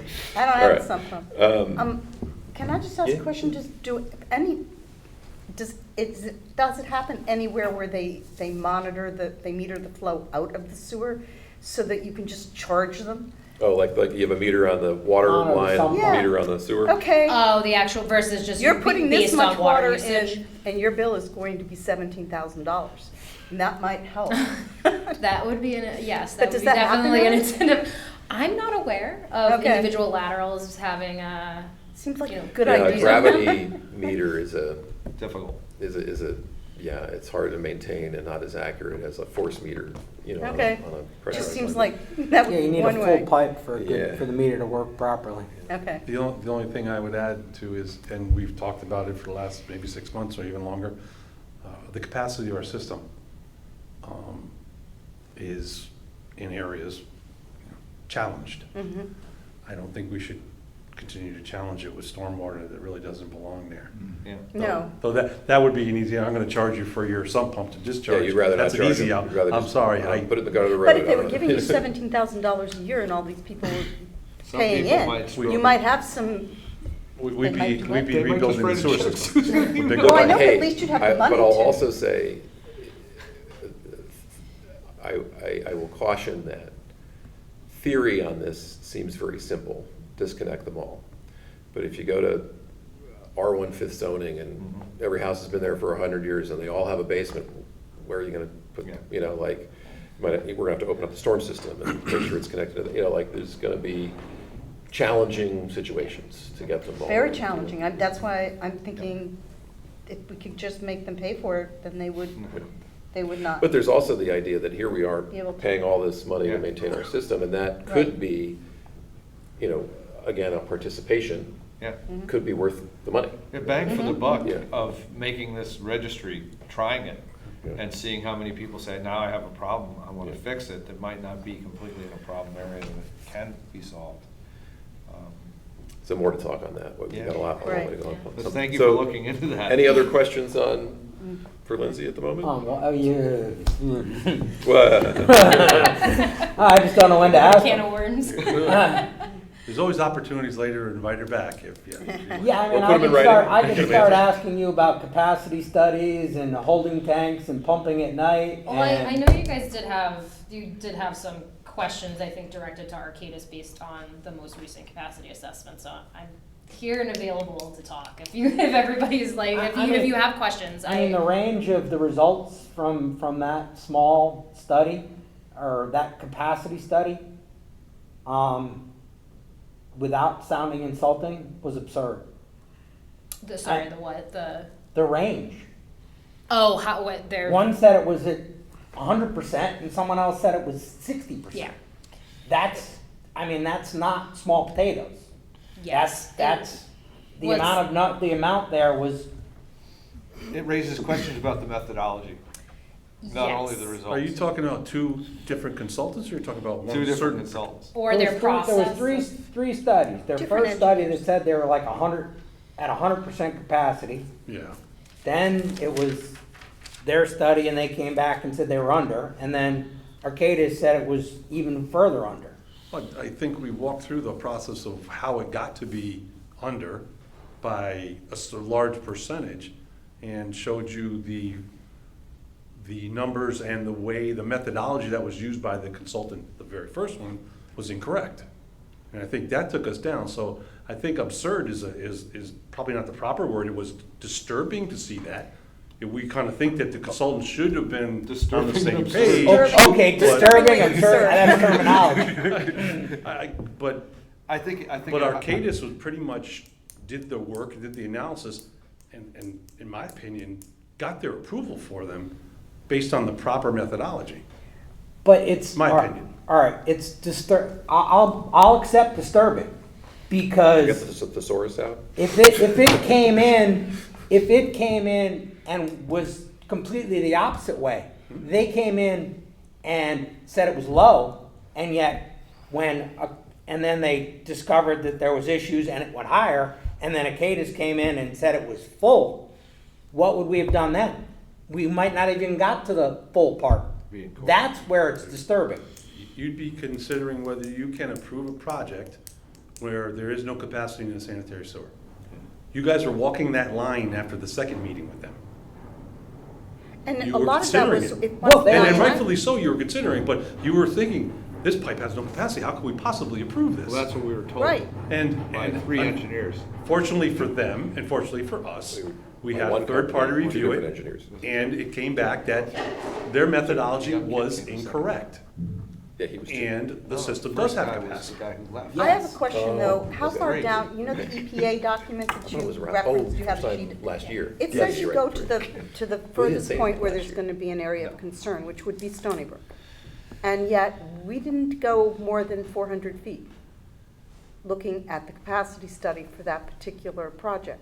So I'm just curious, how far would you go? Because the EPA document, which Reese found, and I read, I even called them. I don't know how you get a hold of those folks, but nobody called me back. but they say you go to the I first left point my of concern. particulars, commissioner, questions, blah, and it's bing, no call back. So I tried to find a method, and I understand in talking to Ed and trying to gather that these things are so unique, each system, it's hard to come up with a blanket statement of how to analyze something. But they do have a formula that EPA did suggest using, and it didn't seem like any of the engineers use it. I don't have it here tonight. That they'd worked with collaborative, some sort of, I don't know, I'll have to look and Yeah, find I'd it. be interested to see it. Yeah. Absolutely. So it left me questioning, well, what's the right process? And is it that, and if they are that unique, you can't really have a blanket statement. And it is really working with staff all the way from the ground guys all the way up, and the institutional knowledge and filtering it through a given circumstance of adding flows into a system. So I will say that the system that the other engineer used to determine the capacity was essentially, the third report that they had was what we did, it's just it wasn't, numbers weren't used accurately. So Okay. that's why there was a difference between their final report The and 18 our hours versus Well, yeah, the the 24? Yeah. That was one of them, yes. And also, you know, the pipe was lined, they didn't factor for that. So there was other things that they hadn't like looked into in order to really hone in on what the capacity was. But we're talking a reputable engineering firm. Very. So that is disturbing. Thank you. Were they using methodology as if it was a new build and you didn't have any data on the flow data? And it was just pipe sizes and Mannings, or what? It was a mistake. I think, one of it was I think also the pipe material. That pipe material was one of the coefficients that, you know, Yeah. we had a different one. For Mannings. So I think it was a matter of getting the accurate pipe information would have been beneficial for them during that piece of it. Obviously using the correct, you know, the 18 verse 24. And this is just talking about the final report that they Yeah, put together. that's So cool. I think once they had the instantaneous data, that obviously came a lot closer to what we ultimately arrived at as well too, but not the same. So what should the percentage of capacity that is acceptable, 80% or 90%? That's acceptable to allow additional flow into it that Yeah, I mean, I've seen 80% and 90% as numbers that are thrown out there. I think it's going to be one of those situations that you kind of have to look at. I'm not sure of the exact number percentage-wise. And how common is when is peer, what we're referring to as peer reviews of when an engineer, you know, submits, or an applicant submits something to the town, a third party peer review? We've done it a lot for communities, so I wouldn't say it's every community, but it's not something that you guys are alone, potentially. I'm not sure say- exactly what they've implemented in regards to who pays for it, but I do know that we have assisted other communities with Currently, doing this. on the stormwater side, I believe Ty and Bond is now reviewing every site plan application. Am I correct? Everyone that has drainage or detention Yeah, over systems. 1,000 square feet. Yep, anyone that meets that requirement as a need, they are reviewing it right now. We made a small change Well, about that's 6 months nice. It ago. relieves you guys of doing Yeah. even more. And who pays for them? The Yeah, applicant. The applicant does. that's fair. Mhm. We had to shift some of the work responsibilities back about 6 months ago. Yep. And what would be your opinion of optimizing the capacity spread out through the day by having, say, a large apartment building hold the water and pump it on off hours?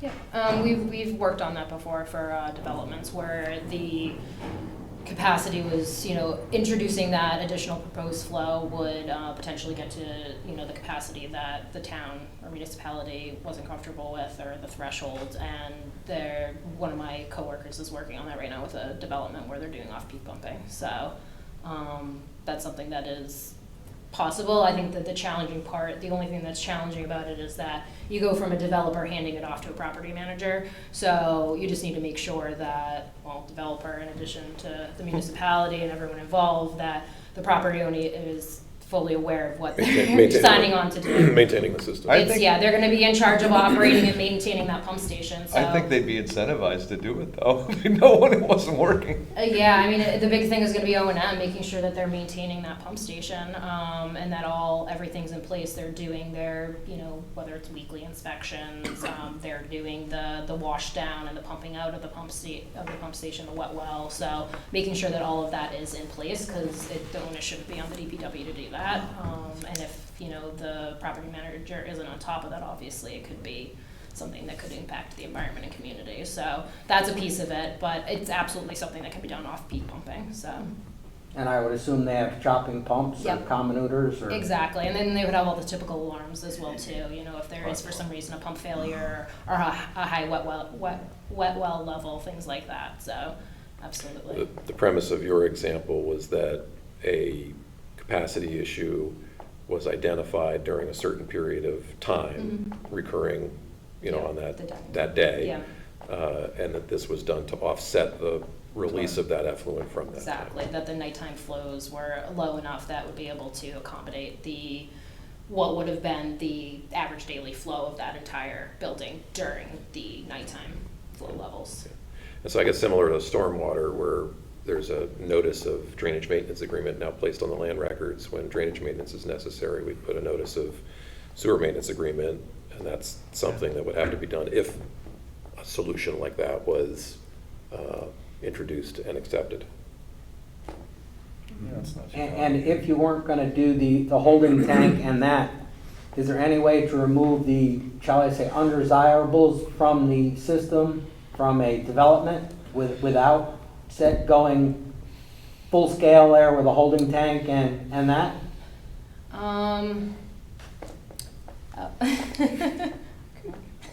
I couldn't think of one, I have so- a project where we're putting a septic tank in to protect a pump station.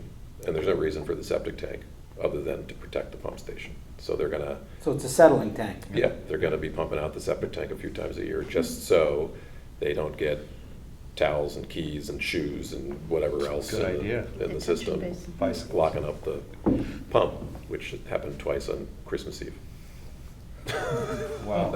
Very bad. So it's totally it's just a settling tank is what Yeah, you're. yeah. It's allowing the water to get below scouring velocity so Well, things it's not even drop out of the water? Like, the septic tank has Baffles? baffles, so it's keeping solids, most of which can be handled by an eviscerating pump impeller, but a few that can't, It's stopping them before they get to the pump station. in my perspective, it's a settling tank from Yeah, yeah. my Yeah, knowledge yeah, of a primary wastewater treatment settlement. plant, Yeah, yes. primary settlement. Suppose you could do a screen too, that's harder to maintain. No, that would be too much maintenance there. You're better off with a comminutor or a settling tank. Both. Yeah, both would be wonderful. And the holding tank, like I said, I think it optimizes the flow, because it pumps at night, so if you still have some pumps, there's still capacity at night, and you're not adding to the daytime flow when the sump pumps could also have to flow, or have to Again, run. I think if it's needed, it's a tool that can be considered. I worry about are you introducing a mechanical system that didn't need to be there? And what are the advantages and disadvantages of introducing a mechanical system if you didn't have to have a mechanical system? Is it in a floodplain or not? I think you gotta take a holistic look at, does it make sense where it's being proposed for the benefit or gain? If we were to I'll agree to develop a- disagree. Just a quick question. If we were Just a quick to, if we question. were to tell people. He's giving me the time. The- It's like yeah, yeah, SOS. I get it, I'm I seeing get it. SOS on the hands right now. And one of the things that if somebody doesn't get their act together and come in here enough ahead of time before development, to actually figure out their capacity. Is there any way we could give guidance on how they can go through that, come to a conclusion quickly? What they need to bring, what their engineer needs to do, what we need to do to help them to make it efficient and timely. That's like number 5 on the Well, I agenda, think which that- we have to get to. No, I know. Well, now we'll do it. The proposed development, yeah, I think that Ed wrote up is a good start. Yeah. I'm sorry, it is, we were 2 hours in. And what I do want to say, lastly, is I remember the process to select a consultant for the town. And I, now that you have performed for 3 years, not that I had any doubt in the beginning, we're incredibly thankful that we've selected Arcadis, and you've been our project leader. I think the work that you're doing for the town has been fantastic. Thank you. I appreciate it. Yeah. The town is great to work for. I mean, a project is only as successful as the entire team, and honestly, it's been fabulous working with them as well, too. So, really appreciate it. All right, thank you very much. Reese, did you catch that? She said we're a 10. When you asked the scale of it. She did that. Yeah, Took a while to get to We it. live in a what's the scorecard type highest of possible score? That's the low. Out of, 100. out of. Out of. Well, was it Spinal Tap where the amp went to 11? All right, so let's talk about the stuff we need to talk about, knowing that we're 2 hours in tonight. Agenda item number 5 is policy and procedure for developments, sanitary sewer capacity analysis.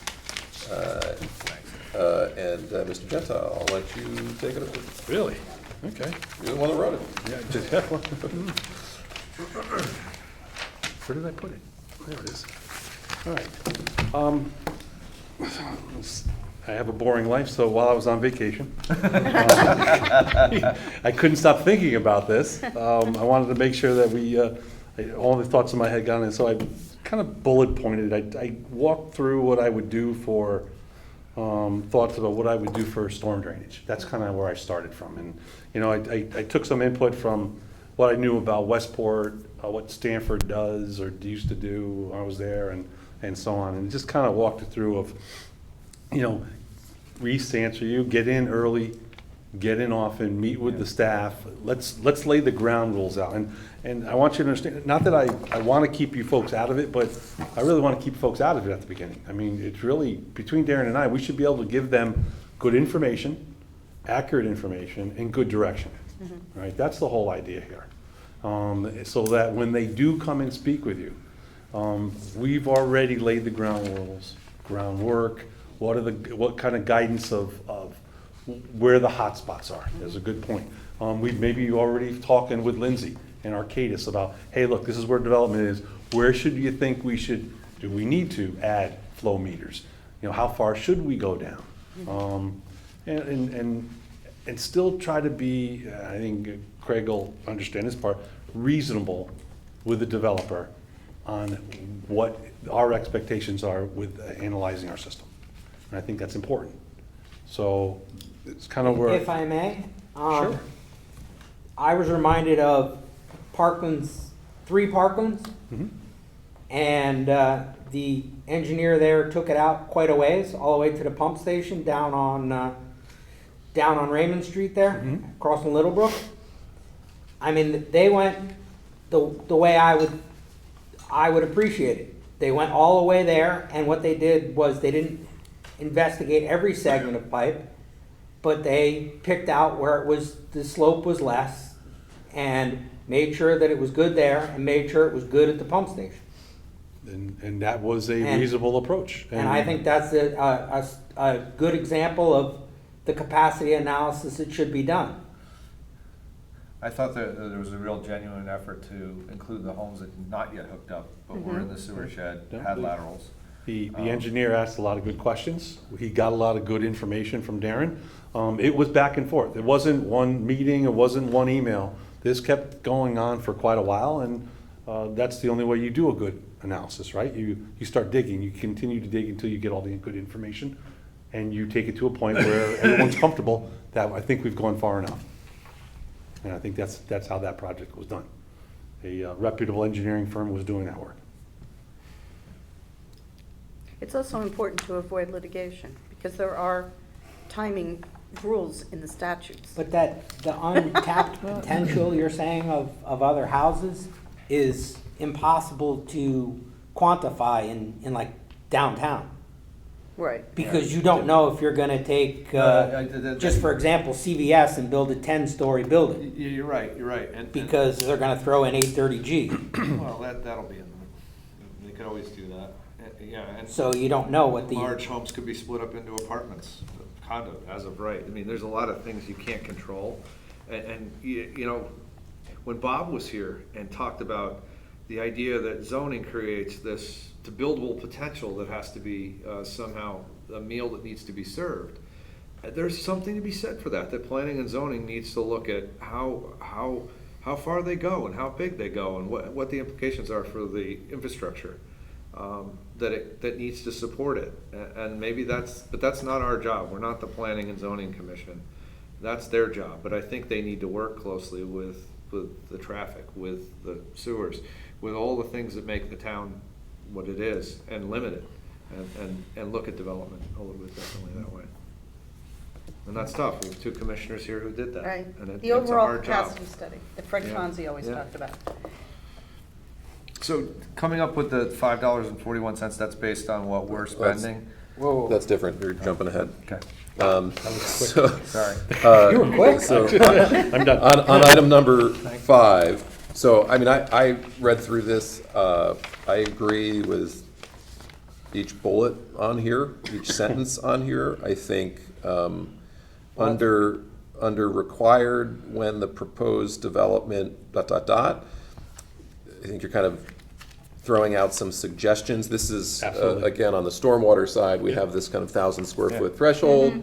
So small reasonable applications for your deck aren't gonna trigger a huge expense. But, you know, something that's actually doing some change, you've gotta look into a little more detail. So the question is, I think, are these the right thresholds? You know, is this kind of the right ballpark of saying you gotta do it versus, you know, just go get your other approvals and we're not gonna worry about the small ones? Because that's where I got the 80 or 90%. Here he's saying 90% capacity. Oh, you're a bullet ahead of me. Yeah, Ahead. you're jumping ahead Up. like me. Okay, up, No, you're a bullet up. up, yes, yeah. What That's if, behind. what if rather than units, bedrooms, it was just gallons per day? There's, Yeah. I mean, it shows no animosity one way or the other with whatever the development is. Yeah. I threw them out there, Yeah. suggestions, nothing is chiseled in stone, and Bob, the 90% is not chiseled in stone, but full flow capacity for a pipe is 87%, Is if it I really? recall, before it starts to lose its efficiency. I thought it was 93%. I just threw, I put 90, I rounded up to 90. That's all I did. No, I wasn't picking on the number. I was just saying that's something that I was trying to get an answer from Lindsay, and She dodged it. yes. That's okay. No? No? So But you can- once you hit 87%, you have a decline. Yeah, if you look at the flow curve, I think Craig could tell you that. You're at the top of the Right pie. at the Yeah, top, I and get then it. it starts to Diminishing lose its returns. efficiency because of Diminishing returns. the curvature of the I pipe. started reading that the last 7% So wait a doesn't minute, even so then matter, wouldn't we 93 want to be plus. below that, not above that? Like 85. Wouldn't you want to round down, not up? And I'm just asking, because I'm not an engineer, just, it seems to me that you wouldn't want to hit that. Better safe than There are a lot of factors of safety built into flow analysis, flow capacity, design, that little 3% that I kicked up is not gonna make a bit of difference, but if you like 85%, 85 works. You know, if we wanna pick a number, That's we wanna 87. pick a number. 87. You threw it out there. It's meaningful. I love it. Choose the mini. I toyed with 87, 90. It's and I like was setting a yeah. meeting time for 10:13. But you know, no, like- but that matters. We're not setting that matters. The pipe tells us that. I think the important That's part only is a that round they come pipe. in early on in the process, What a whole pipe. because you just don't want to be dragging good question. people along. I We don't have I to mean, know it those. became And it painful. could take some time to get down to Sure. the we're ready to present a report that we actually have some good numbers Sewer to. ones, most of the Oh. sewer ones are But it's actually not egg-shaped. 30 days, it's The not ones are 65 like days that. like planned. It sometimes takes a little bit longer, and Well, that's why before they go to planning and zoning and they're stuck with the 65 days, they They have should- to come to the sewer Yeah, commission. The first I bold- spoke to Jeremy about that specifically, to make Yeah. sure that when they come in and they're talking about submitting something, and he even has an inkling that they're gonna need a sanitary sewer, they should come and talk to us. Right, that's my point. That gets them out of that timeline thing. Yeah, Like, exactly. You know, Or, there is a stormwater regulation in the zoning code that tells you pretty squarely when, Threshold. what the threshold is. So once we kind of decide, we could suggest back to planning and zoning that we, when they're talking about utility capacity, we put the thresholds right in there so the applicant understands. I love it. That would be great, and it just to just to be clear. To remind you, at the end of that, I put in the, altogether, if you're in an area of concern, we have the right Yeah. to Sure. ask regardless. I know, I just know things because of, Because I know. where we're jetting, or we get Institutional root knowledge problems that all we the time, have or is- whatever, yeah. Absolutely. So, I think it's a great guide for now. Just so under this, so one question is it 90%, is it 85%, is it 87%? That's one question. Another question is, where do we set the threshold? I'll point out that the increase in flow for 7 Sedgwick was something in the neighborhood of 4,500. Yep, So, perfect number. the answer is, do you like that number? I love it. Want to round down or round up? No, I want to stay right with 4,500. Okay. 30 bedrooms. So if you're increasing by more than 4,500, I mean, Where would you put it, Craig? No, really? 10 bedrooms is 1,500. Not Yeah. bedrooms, but I'll go with that what too, but- gallons per day, or where does your meter start to light up on that? it's very interesting. And I think it would change the more we knew about the system, right? That's where the meeting ahead of time, like, it could be these guys are like, oh, we did flow tests there, it's 30% capacity, like we got tons of extra room, like, don't bother going through all this work, whether you're 30 bedrooms or not, Yeah. But then there's gonna be other areas like, oh, it's super tight. But you're saying we, Arcadis, did flow testing. I will ask you this question. How long do you think your data will work?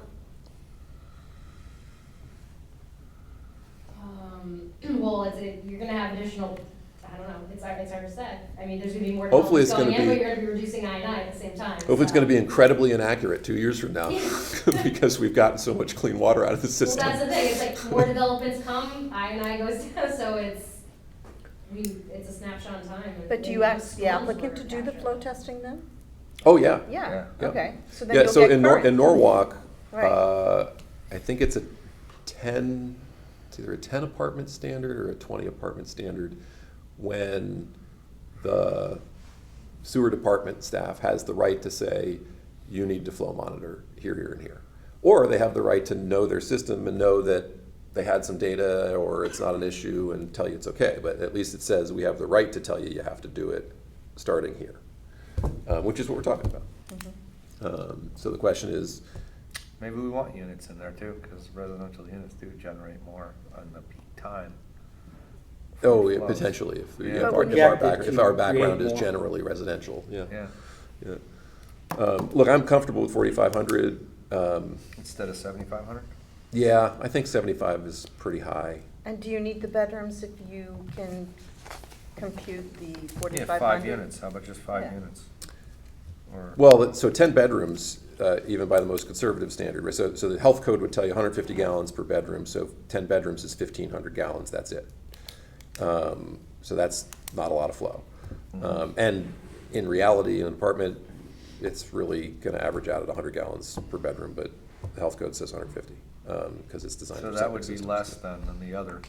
Yeah, I like the idea of equity, like if you're it the increasing flow by X, then you're increasing flow by X, and that's when some of these extra rules are gonna Yeah, come. and the fees. Doesn't Yeah. matter if it's from bedrooms or, I don't know, something else that might be. Right. Yeah, exactly, Okay. exactly. And we use the term in our fee structure, like, I forgot it now, increase in use, or, anyway, we have a term that we've used already in the regs.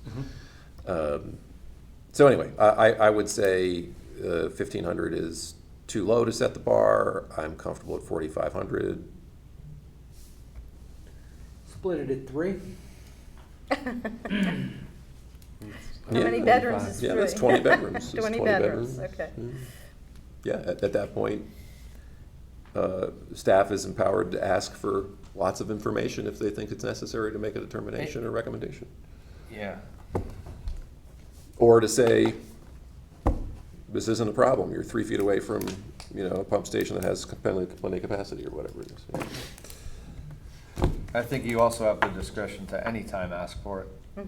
Yeah, that's that third bullet point, there. Yeah. right? Or the town engineer thinks it needs it. Just It's that very- third bullet point, yeah. I like this. That came out on the beach walk, just so you know. I That last very one. much appreciate this. This is great. Thank you.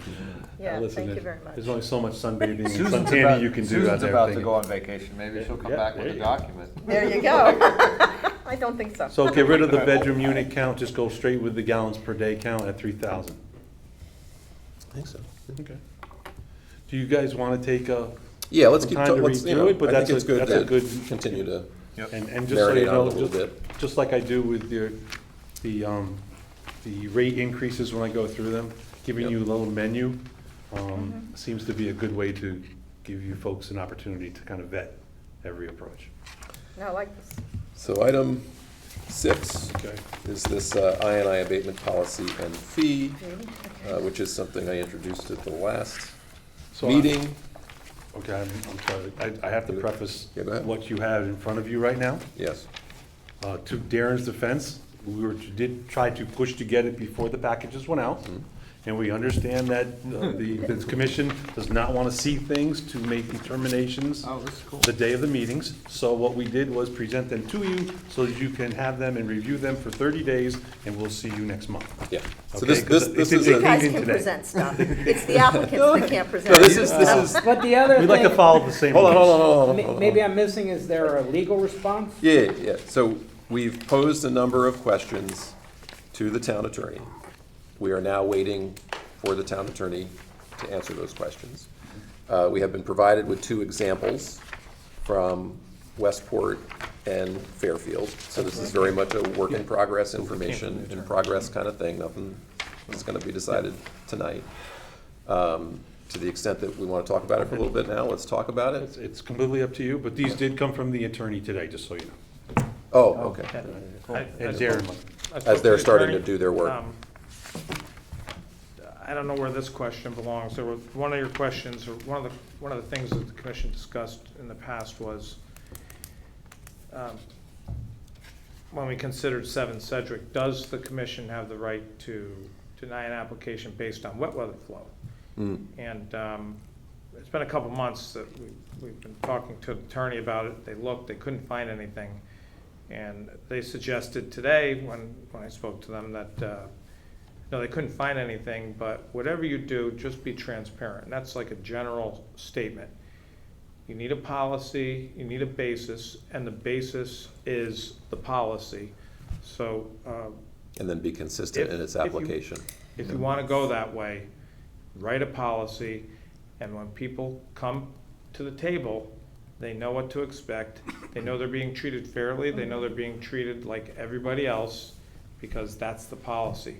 Of course, they can challenge it, but they did not find any challenges or precedents to that question. You mean analysis based on wet weather flow for capacity? If you could, the question was whether you could deny the,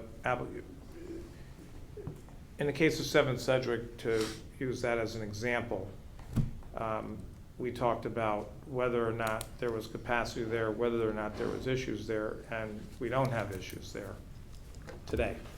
As a matter of fact, The EPA says wet weather flow SSOs. we've had, No, but that's what their guiding light of where you look. He's not saying you Oh. can't do it. He's just saying, Be set a consistent. policy Yeah, set a and policy, be consistent. that- So, you know, Right. and the town council is happy to work with us and go through it, and they provided these this afternoon. But that was the question. So when you looked at 7 Sedgwick, is there enough capacity? The answer is yes. Is there enough capacity in a 100-year storm? The answer might be no when you add in 7 Sedgwick. You might be over capacity in a case like that. Does If- this commission this is have the right theoretical, to deny that application based on wet weather flows? They could not find anything. Look at the EPA document.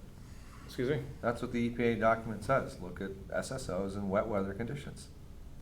The Have him- document that was And up we on the did. screen there. Have him that she was- read, no, but there's no legal question here. When That the EPA document. sets the Whoa. guideline analysis, you don't Can- need Wayne Fox, just have him read that sentence. That's what they say to look at. If we look at that and we say there's no capacity based on that, The what whole more do idea you is need? public safety. Okay. I I think you answered guys the are saying the same commission. thing, by the way. But I Wayne don't says there's no understand. legal foundation.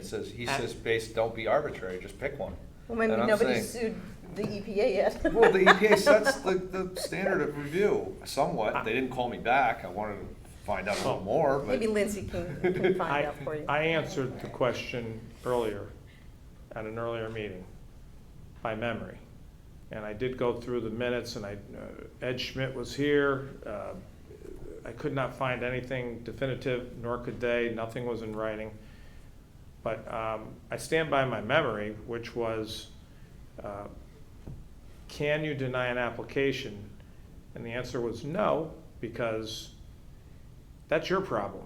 If you can't make your system function properly, if you can't remove the I&I, then why should that preclude somebody else from connecting to your system? If you would make your system function properly, and that is your job, why should somebody else be penalized for that? Now, according Because it's to public safety. our Whose attorney opinion was now, Wayne Fox? This you could was- do that, yeah, John Wayne Fox and Patty Gao, but you could do that if you wanted to, but whatever you do, you need to have a policy, you need to be transparent, you need to be upfront. So when somebody shows up, everybody's aware. But if you do deny, it then has to go back to planning and zoning. They deny us, so they go to planning and zoning. Now, depending upon, whether this edifice was gonna be, low-cost housing, which Albany says everybody should have lots of, the path then is back to, not to us, but to the Board of Selectmen and the town committee, and they're the ones who have to decide, well, I guess we have to do something or not. I think we've And then they change. I and think, then- Peter, part of the process to the item before was to let these folks know before they get to planning and zoning Yeah. that there's an issue and start going through, what can we do? Off-peak pumping, Yeah. is there pipe size enlargements? All those things are laid out before they submit their Exactly. application, so they don't run into that problem. Well, wouldn't that have to, if you were a builder, wouldn't the first place you'd go would be to, let's say, planning and zoning? And they ought to hand you something maybe that says, well, maybe you ought to go talk to the, sewer commission. Or does planning and zoning have a map? And where did you want to put this? Oh, yeah, well, they say there's plenty of capacity. I Or do you want- don't think you folks want planning and zoning No, planning and zoning should be representing made- you. no. And two, I don't think, and I think I've tried to reiterate, I don't want them coming to you. I want them coming to us first. Right. Yeah. Let's get them the We wasted information. way Let's- too much let's time get them let's even have the conversation doing that you're this running by into a committee. problem with the sewers with capacity. Let's talk about that. Yeah, but Show I us your mean, calculations, how but do you before get they them- come to you. How do you get them to come to you? So here's Planning and how. zoning will tell them. Every site plan application and every special permit application has a requirement that the utilities are available to support the proposal. right? Power, So water. Yeah, everything, Yeah, everything, everything. storm, like. Access. Yeah, so Safety. it's baked in to the P and Z process. Now, P and Z recognizes that they're not the experts or arbiters, Right. and they refer Right. items to Darren and Ed for review. That's what the law And what said. what we're tuning in on is, when do we have a full study? When do we kind of say, oh, fine, it's small enough? What are our capacity limits? When do we go out for peer review? These are the things we're now trying to say, well, this is gonna be the process. So Even we're before, transparent moving like forward. EPC, because EPC comes before planning and zoning. You have to, You could do both at the same time. you can do them both at the same time, but generally speaking, EPC looks at it first, and the sewer commission should, the sewer department should also be looking at it. Yeah, I have a different opinion. I think that, EPC should focus on EPC's issues and not all issues. And P and Z should focus on P and Z issues. And sewer Correct, should but focus on don't sewer you issues. usually do EPC before planning and Yeah. zoning? Because there would be no point to do Yeah, planning but and there's zoning and no- go back. Just because you got an EPC approval doesn't mean you're gonna get a P and Z approval. Oh, absolutely, but Yeah. I'm saying there's an order to this. Yeah. You don't want to start with planning and Yeah. zoning and then, oh, by the way, you get to go to EPC. Oh, so like- Oh, by the way, you have to go to the sewer So, commission. so and you're saying 35 not seats. just on a P and Z application, if someone goes to talk to Rick Yes. Talamelli, oh, by the way, when you get to it, make sure there's sewer capacity. It's a logical sequence. It's a logical sequence, and you Well, just look. don't want to get into that 65 days, so now what are we going to do? So Darren, you The heard. fact that you have to tell people this is a little Hey, weird. but- they're not irate. So Darren, you heard back from the attorneys that there is no precedent for the mandatory hookup of something because somebody wants something, that we can vet the capacity and or deny it or approve it. Just don't do it arbitrarily. That's kind of what your feedback from the attorneys is right now. Is that what I said? Yeah, I Sounds think like so. it- I it think sounds that's like what it you needs said. to be You written. said- Sound like what I You said? said have a policy. Have a Yeah. policy. And treat it consistently. In general, yes, for everything. But there's no And, predetermined- furthermore, yes, Okay, so the policy would also have to include the term limit of the permit? Because this Oh, 6 sure. years drives me Yeah. crazy. Sure. Bothering you, isn't it? Yes, I'm thinking it's only good for 3, and at 3, staff can review it and give them 2 more, and then after that, it has to go out to an outside engineer yeah, to be you, If it's reevaluated. changed, if it is changed, right? If there's been a If there's change, been a material material To change. be, I said to be reevaluated, Yeah. not redone, but Material reevaluated. change. you're Okay. at number 6, Okay. kind of on number 6 now. The We are on attorney- item number 6. The We're attorney back, we're said, bouncing back a little bit to Yeah. 5, but. No, yeah. that's- back and forth, that's okay. The attorney also said, whatever you do, you need to be clear. For example, if you decide that you want them to make a payment in lieu of improving our system downstream, well, you should be clear about who makes that decision. Is it gonna be staff or the commission? What is the threshold? What is the reasoning behind it? It needs to be super sharp and clear to withstand the test. Are you bringing But- this up because that's what we're going to see when we read Westport? Because boy, I'm not in favor of taking money. I'd like to see the system be right rather than take money. For me, it's like the straw that breaks the camel's back, right? Like if Right, it's, we've had this discussion. yeah, if it's a relatively small project that trips the fuse. See, Lou goes to money heaven. I told Yeah, you yeah, it would. yeah, yeah. It did. Well, You were on the other side. I was think right. I think here we have a little more control of the money. right? Maybe. And again, I is have there? to read it. Yeah, yeah. I don't know. I I'm mean, not to a fan of me, Fee and Lou. Yeah. Money heaven. But- again, I would say we have more control over our money. It's not going into the general fund of the town. And we Okay. have more actionable, We have stuff to do. yeah, we have more actionable things we can do with it, and it. I will and read it- this. I will And read it this might be on my better, vacation. it might be better to pool things to get a particular thing done, than to pin it on one individual. But anyway, So we'd run everything by them when we get there, if we refine this. Yeah. So that it looks really We're ironclad happy to tight, assist. non-arbitrary, everyone so we stands. want to continue to make progress on this thought. The one thing I will say about the I&I abatement fee is something that Peter brought up at the last meeting, which I've been mulling on since, which is this idea of, okay, you've got a fee for this, and you got a fee for that, and you got a connection fee, and then you got an I&I abatement fee, and it's just like, Nickel you know, and dime. yeah. And if we think for whatever reason, our connection fees aren't suitable to cover the maintenance we're now doing, maybe it's just all rolled into that, right? And it's a clear, this is your fee. And it's not this, plus this, plus this, plus this. And, you know, I don't know, I found that observation compelling.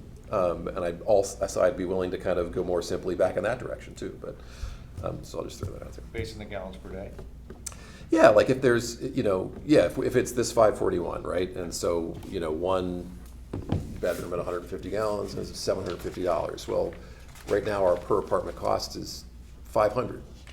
And I just calculated that, you know, we're spending $750 effectively in INI abatement money on one bedroom. So it's $1,250? I like $1,250 much better than Yeah, $500. no. And so instead of having, you know, C plus D, we just roll D into C and we set a proper connection fee. As long as we're clear. I just Yeah, want, Well, we're clear. we have to have a when basis. I Right. went for the connection For fee, I establishing just the wanted fee. to get it in the door.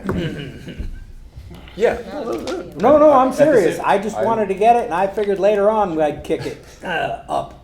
I'm not disagreeing with But you. my question, and Darren didn't answer it to my liking, was originally we were talking about doing the fee of the $5.41 fee. I forget what we used the term for it, at a threshold. Is it okay to do it at a threshold, or is that improper? Do you have to do it from someone who adds one bedroom all the way up? $1. And so it's interesting if you put it The back in lawyers the, didn't address that. yeah, if you put it back in the connection fee, then you're kind of doing $1, right? You're saying this Blending is it. what you're connecting, Yeah. you're adding. So it's not much of an add to go from 500 to 1,000 for one thing, but if you're adding 50, you're going to pay a lot more. Yeah, no, I'm good with that, but originally, if I remember correctly, there was a threshold There where was. then Yeah. you hit and I thought that was like Not equitable. taxing office buildings different than homes. And I didn't think that was legal in the state of Connecticut, so I didn't know if it would be legal to do that for this user tax fee, whatever You can we're increase my calling tax it. the more I make, so. Hartford did just that. Did just what? They charged the houses half, a special session of legislature to approve it, and it's cratered their office buildings. It's Okay. imbalance in tax. So I guess to Bob's specific question, does the application of an INI abatement fee need to start at $1. 0, you know, or can you set that threshold to say, well, now you owe the fee? That's the question Maybe it could you're ramp looking to up. get answered. Yeah, I mean, I would prefer to do it from $0, Which but kind of goes back to Yeah. Peter's thought. Peter's that. Yeah. that we, just so we have, again, the menu there, you know, we don't have to all of a sudden decide that's what we want and not know the answer and have to go back to legal. We have the estimated gallons per day produced by X, Y, and Z. Just come up with a number, maybe it's smaller than 541, and ramp it up. Yeah, I think, Scale maybe it. I'll I mean, look at the, Roll it into It one. could just be The like connection Craig fees said, again. just do it, the connection fee per bedroom is $1,250. or whatever the. It's calculation. $1,250. Why do you It's like $1,250. Sounds almost like a motion. You can Or- tell Bob's not gonna be building an apartment building. Yeah, exactly. All right. It's called an expense. I think this was a helpful next step in the conversation. I think we have some things to think about. I think we've been talking for 2.5 hours and we have more agenda to get through. So unless anybody objects, I'd like to move on to item 7. Item 7, I am going to look for just action to be able to pay this invoice when it comes in. I would like to mention, and I spoke to Reese about this personally, because I know he made the motion to accept the payment and have the sewer department and sewer fund to pay for the study to be done. And I told him that I was going to address the sewer commission and the commissioners and ask if, at this time now, after hearing the results of the study and our third-party review, if there is any thought that maybe some of this should be paid for by the developer based on the results. And I said I wouldn't do it without Reese here, and I just thought I'd ask that one last time, and Reese thought that, you know, if you have that question, ask. I got you, well. But I don't one, wanna open it all, I just figured, this is my last Look, chance, and then you tell me to pay the had- bill, I pay the bill. Had I known, Yeah. for whatever reason, I didn't know at the time that they had a pending P and Z app. I don't know why I didn't know that, but I didn't. And had I known that, I would have known we were under that umbrella that is used with consistency. And I probably would not have offered to pay. But we voted to pay. 3-2. You know, Yeah, I know. we voted to pay. like We They can't. should pay it. we- They got their Oh, God, development. 100%, 100%. The They value should- they got from Oh that my study God. was worth paying for.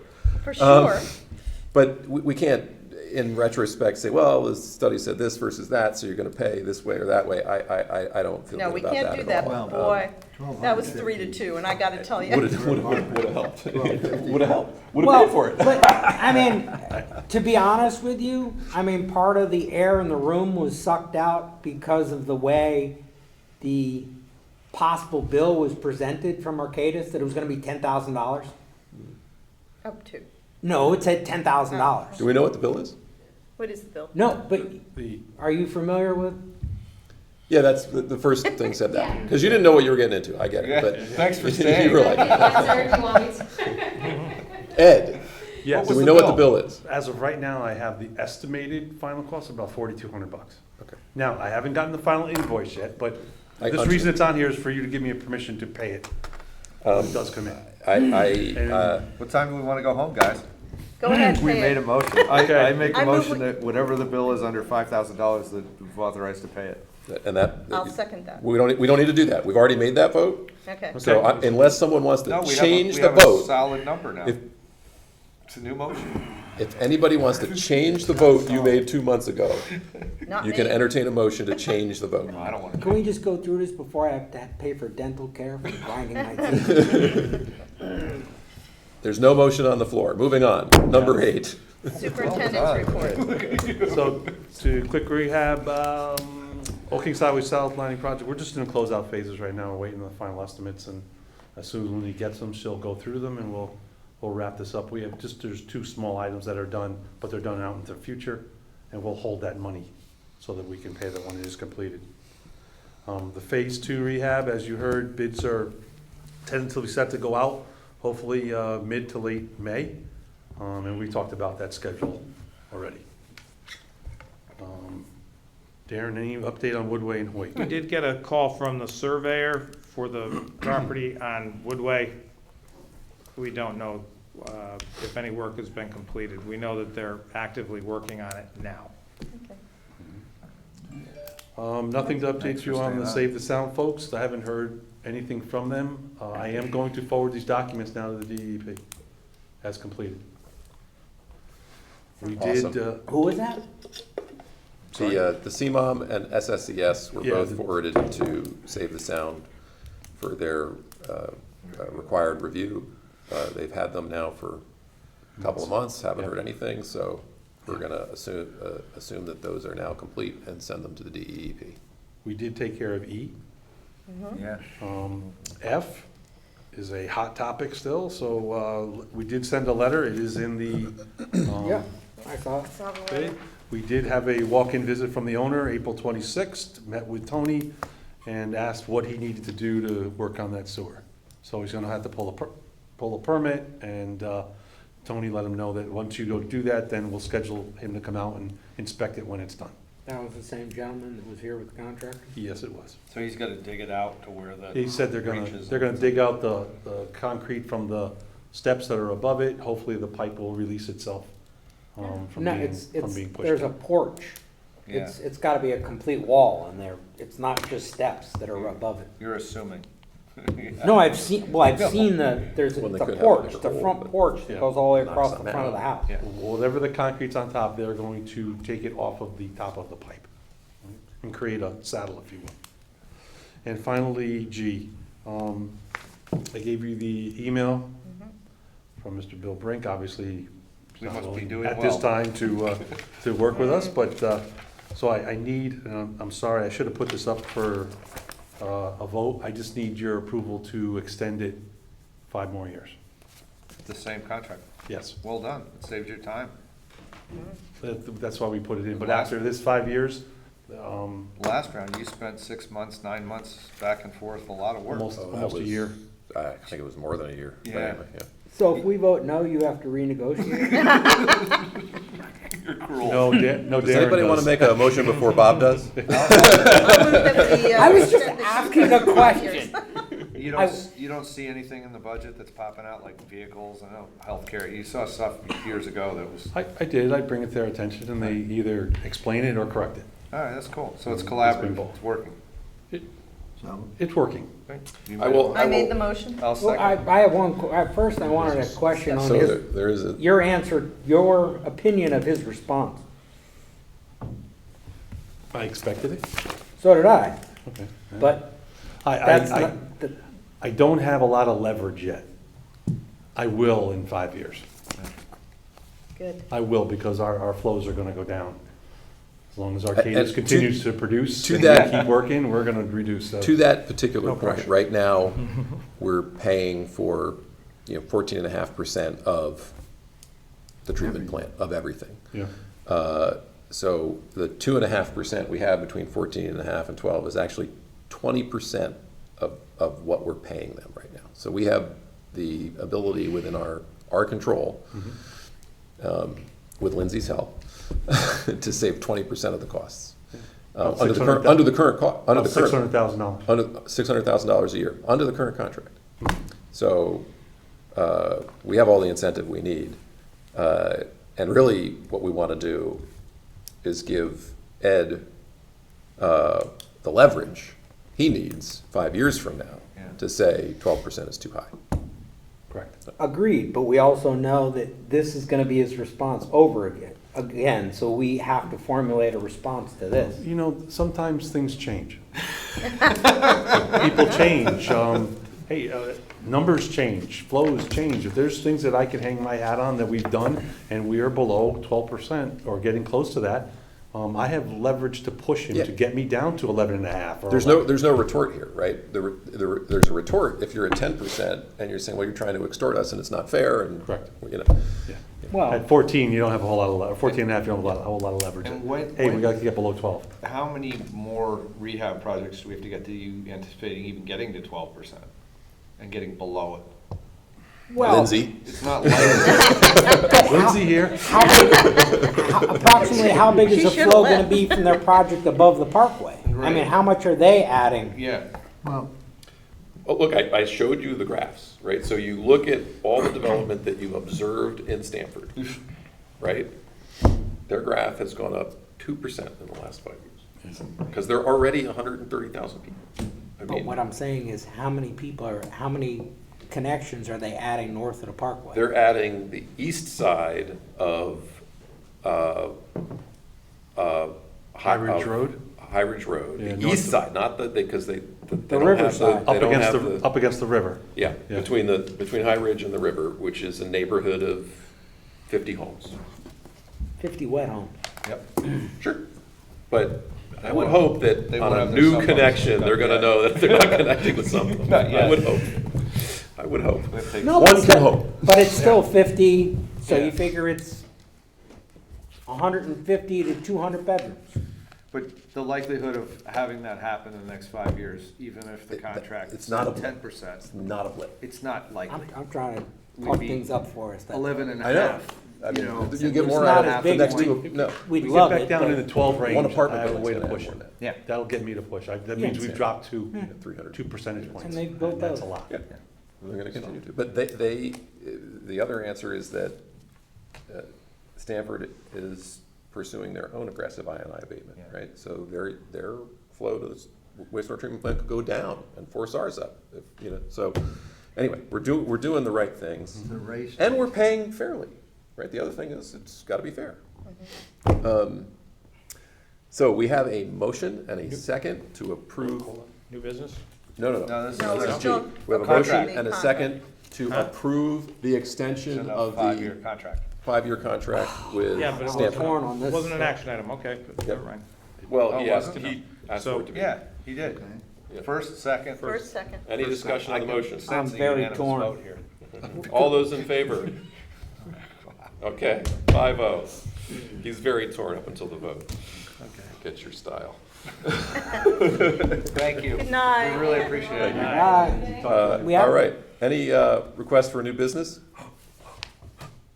Not, The scariest part of the one, agenda. I'll say, Not tonight? no, I don't know as, Are you feeling it? can I ask one question first? If it's, You stop. if it's within the superintendent's report, milieu, you can ask the question. Wait a minute, this was in the, okay, I'll just ask it. It's by the time the part I was speaking of, the term of the permit, Oh, yeah. that can be in the process you were speaking Oh, of? Or yeah. do we need to make that policy? And in other words, I need to open new business to make a policy for the term limit of a permit? Of what permit? Approval, analysis. of an approval. I think that was discussed already within the, I think you can include it in In the the procedures. policies and Yeah. procedures In where it procedures. says, hey, this approval that you're gonna get going through this Yeah. is only good for X, or it follows along the guidelines for this approval So here we given by go. P&Z. This is what we'll do. This is what I'm thinking, as an idea. Every permit that's issued, they write at the bottom when it's good for, right? So that carries, but maybe when we're doing referral responses, right? Which is you guys writing back to P and Z, here's your referral response on your sewer. This is based on information provided in 2023, and therefore it's only good until blah, blah, blah. Would P and Z need to adopt anything in their regulations that refers to our regulations? I think that's a helpful question that we should continue to consider as we Yeah, develop it. And this- no disrespect, but we need to keep track of when it runs out so that P and Z doesn't renew a permit without asking. Says this is regardless of whether they made changes to the plans or not. Yeah, because we've had increased, you might have development that's gone on in the interim that wasn't flow metered. Yeah, you like the might, 51,000 gallons from Corbin, for Mhm. instance. Yeah. That I- happened in the interim, and now you've got a completely different scenario. I mean, I'm just throwing that out. And Yeah, that what- scenario could lead you to where you tell them they can no longer have 100 units, they can only have 70. Maybe.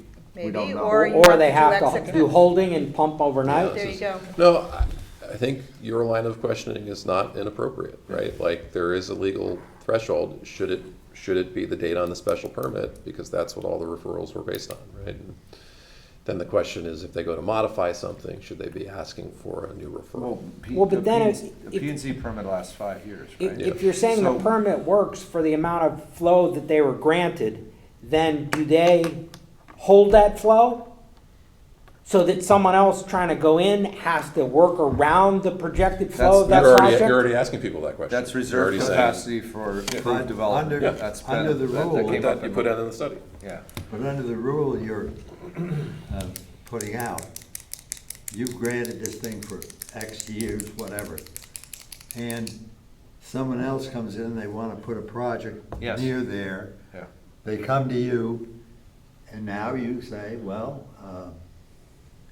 maybe the first to the finish line wins. Well, that is. Well, I don't know issue, if you can that's my- say that. Well, I mean, that's what you. I Peter, think- there's a case out of Peter, I line think it's a good that's like idea, that. but Peter, There's a case that they did something very similar. They reserved capacity. I think that's a good idea. I think that the Approved part where development. this guy was approved first, Yeah. right, and then you have another one coming in, what we would be doing would be going, well, here's the system. Oh, Yeah. by the way, here's this development that's already been approved. You need to put that Factor it into your in. analysis. You're gonna get- Now you have to analyze what yours, this, and the system, and then tell us you have capacity. There you go. But that would Yeah, mean. that's normal, and I But assume that that's would right. So, mean so to that Bob's question, how long does that approval last? Maybe Yeah. we just mirror. Can you Because- ever take it away? I'm a Yes. contractor, say, I- I want like to I build. said- What I wanna authority- build- I want to build this thing way over here, but I don't want my competitor to build here. So I come in with a proposal and I get that. That costs a lot of money, so good for you. I think that the But simple, look, the simple answer was have it mirror the approval of planning and Right, zoning, I 5 agree. years with no extensions. Be that as it may. And that's. There is an authority question here. Yeah. There is an authority question here. I think we can't just flippantly say, this is the way it should be. Because there is an authority question here with the ability to have a special permit for a period of time and be able to extend it. You throw a 3-year COVID in there, and you just lost 3 years of construction. Well, not only No, that, but the and state funding came through to and go with said, all land use approvals are good for another 10 years, basically. Well, they did that Yeah, in they did 08. that already. In 2008, they Yeah, did that. Do you remember? They did it twice. They did it Yep. 08 Yep. and they did it for COVID. All So the that approvals are excludes still good. Do you everybody remember else that? who wants to, you know. Nuts. I think it's a concern, and I think Bob's point is it's trying to control and make sure we manage these larger developments properly. Yeah. I just don't know if that's So the proper way. let's, so I guess to do the it, answer but is let's, that's a different one. let's continue to think about Yeah. either an expiration date or some caveat of material changes, circumstances or something. Google's a wonderful thing now. We Yeah. can start looking at other towns and see if Yeah. they have dates that approvals are cut off for certain And things. I'm sorry, Sure. but why do you think that having a cutoff date isn't a good idea? Whether or And not I'm we not- have- whether or I'm not not we get- ha- Are we granting an approval, or what is the authority to have the cutoff date? You know, Yeah. what But it's, legal framework are we operating under? but I wasn't saying it's taken away. I said now you have to revisit your capacity study. But why revisit it if you can't take it Be- away? Because there may not be, there may not still be capacity. Then you would have to take it away. Oh, sorry, it's a public safety So issue. if they have, if all their permits are in order and they've been extended and they have the right to do it, and then you come in and you're 5.5 and say, sorry, you don't have sewer capacity anymore, goodbye. I think we need to, I We think it's a- have I to think look it's a out in the legal public question. interest, right. and that's what we're doing there. I know, but I also don't like lawsuits. What- And I like so what operating would- within the what- law. Hey, Bob, what would be a reason that we'd lose capacity in the pipe? I mean, there- you Other lose developments? capacity Larger with other developments? developments, yeah. Which is, goes to my thing. If you have one already approved, Yeah. that's included in your study now. Yeah. You have to add that to that flow. So their capacity now that they did, you're gonna piggyback off it now. And you're gonna make sure that yours, plus theirs, plus the system, meets our capacity standards, and that you have flow. Okay. That's what But we if have. you have, and just, you have, development P for better, for better, and they've stalled. So it's just sitting there doing nothing. Why should they be able to hold place for unlimited amount of time and We're not saying unlimited, because their special permit's gonna expire in 3 years or 5 years. They can extend it though. their special permit I think from whenever- whom? maybe- From maybe- planning and I zoning? think Yes. I think we should Wait. reach out to Jeremy and Yeah, see if he has yeah. any thoughts on this. I mean, it because could be a he's been consideration of down the this path. extension of the special We can permit. invite him in. That would be Under- great. yeah, Under that's what actually not a bad authority idea. does planning and zoning do it that we can't? Maybe we can. We just need to find out. Yeah. That's my, I don't know, I thought we had the authority to do it. Well, really, all We these. don't? Our actions relative to land use applications are referrals This back keeps to going, P I'm and gonna have Z, to leave. and P and Z is making the decision. Right. Referrals, Okay, you're, look, you're all right, calling you it know like what? an okay or Let's call it. not okay? Yeah. We're at 2 hours and 50 minutes, we'll talk more later. We could send that to Wayne and have him ask how, and we could talk to Jeremy. Peter? In that event, Peter? No, we're going off script, I Peter. make a motion that adjourn this meeting to June. Or maybe just continue it. All those in favor say aye. Second. Yeah, I got a second on that.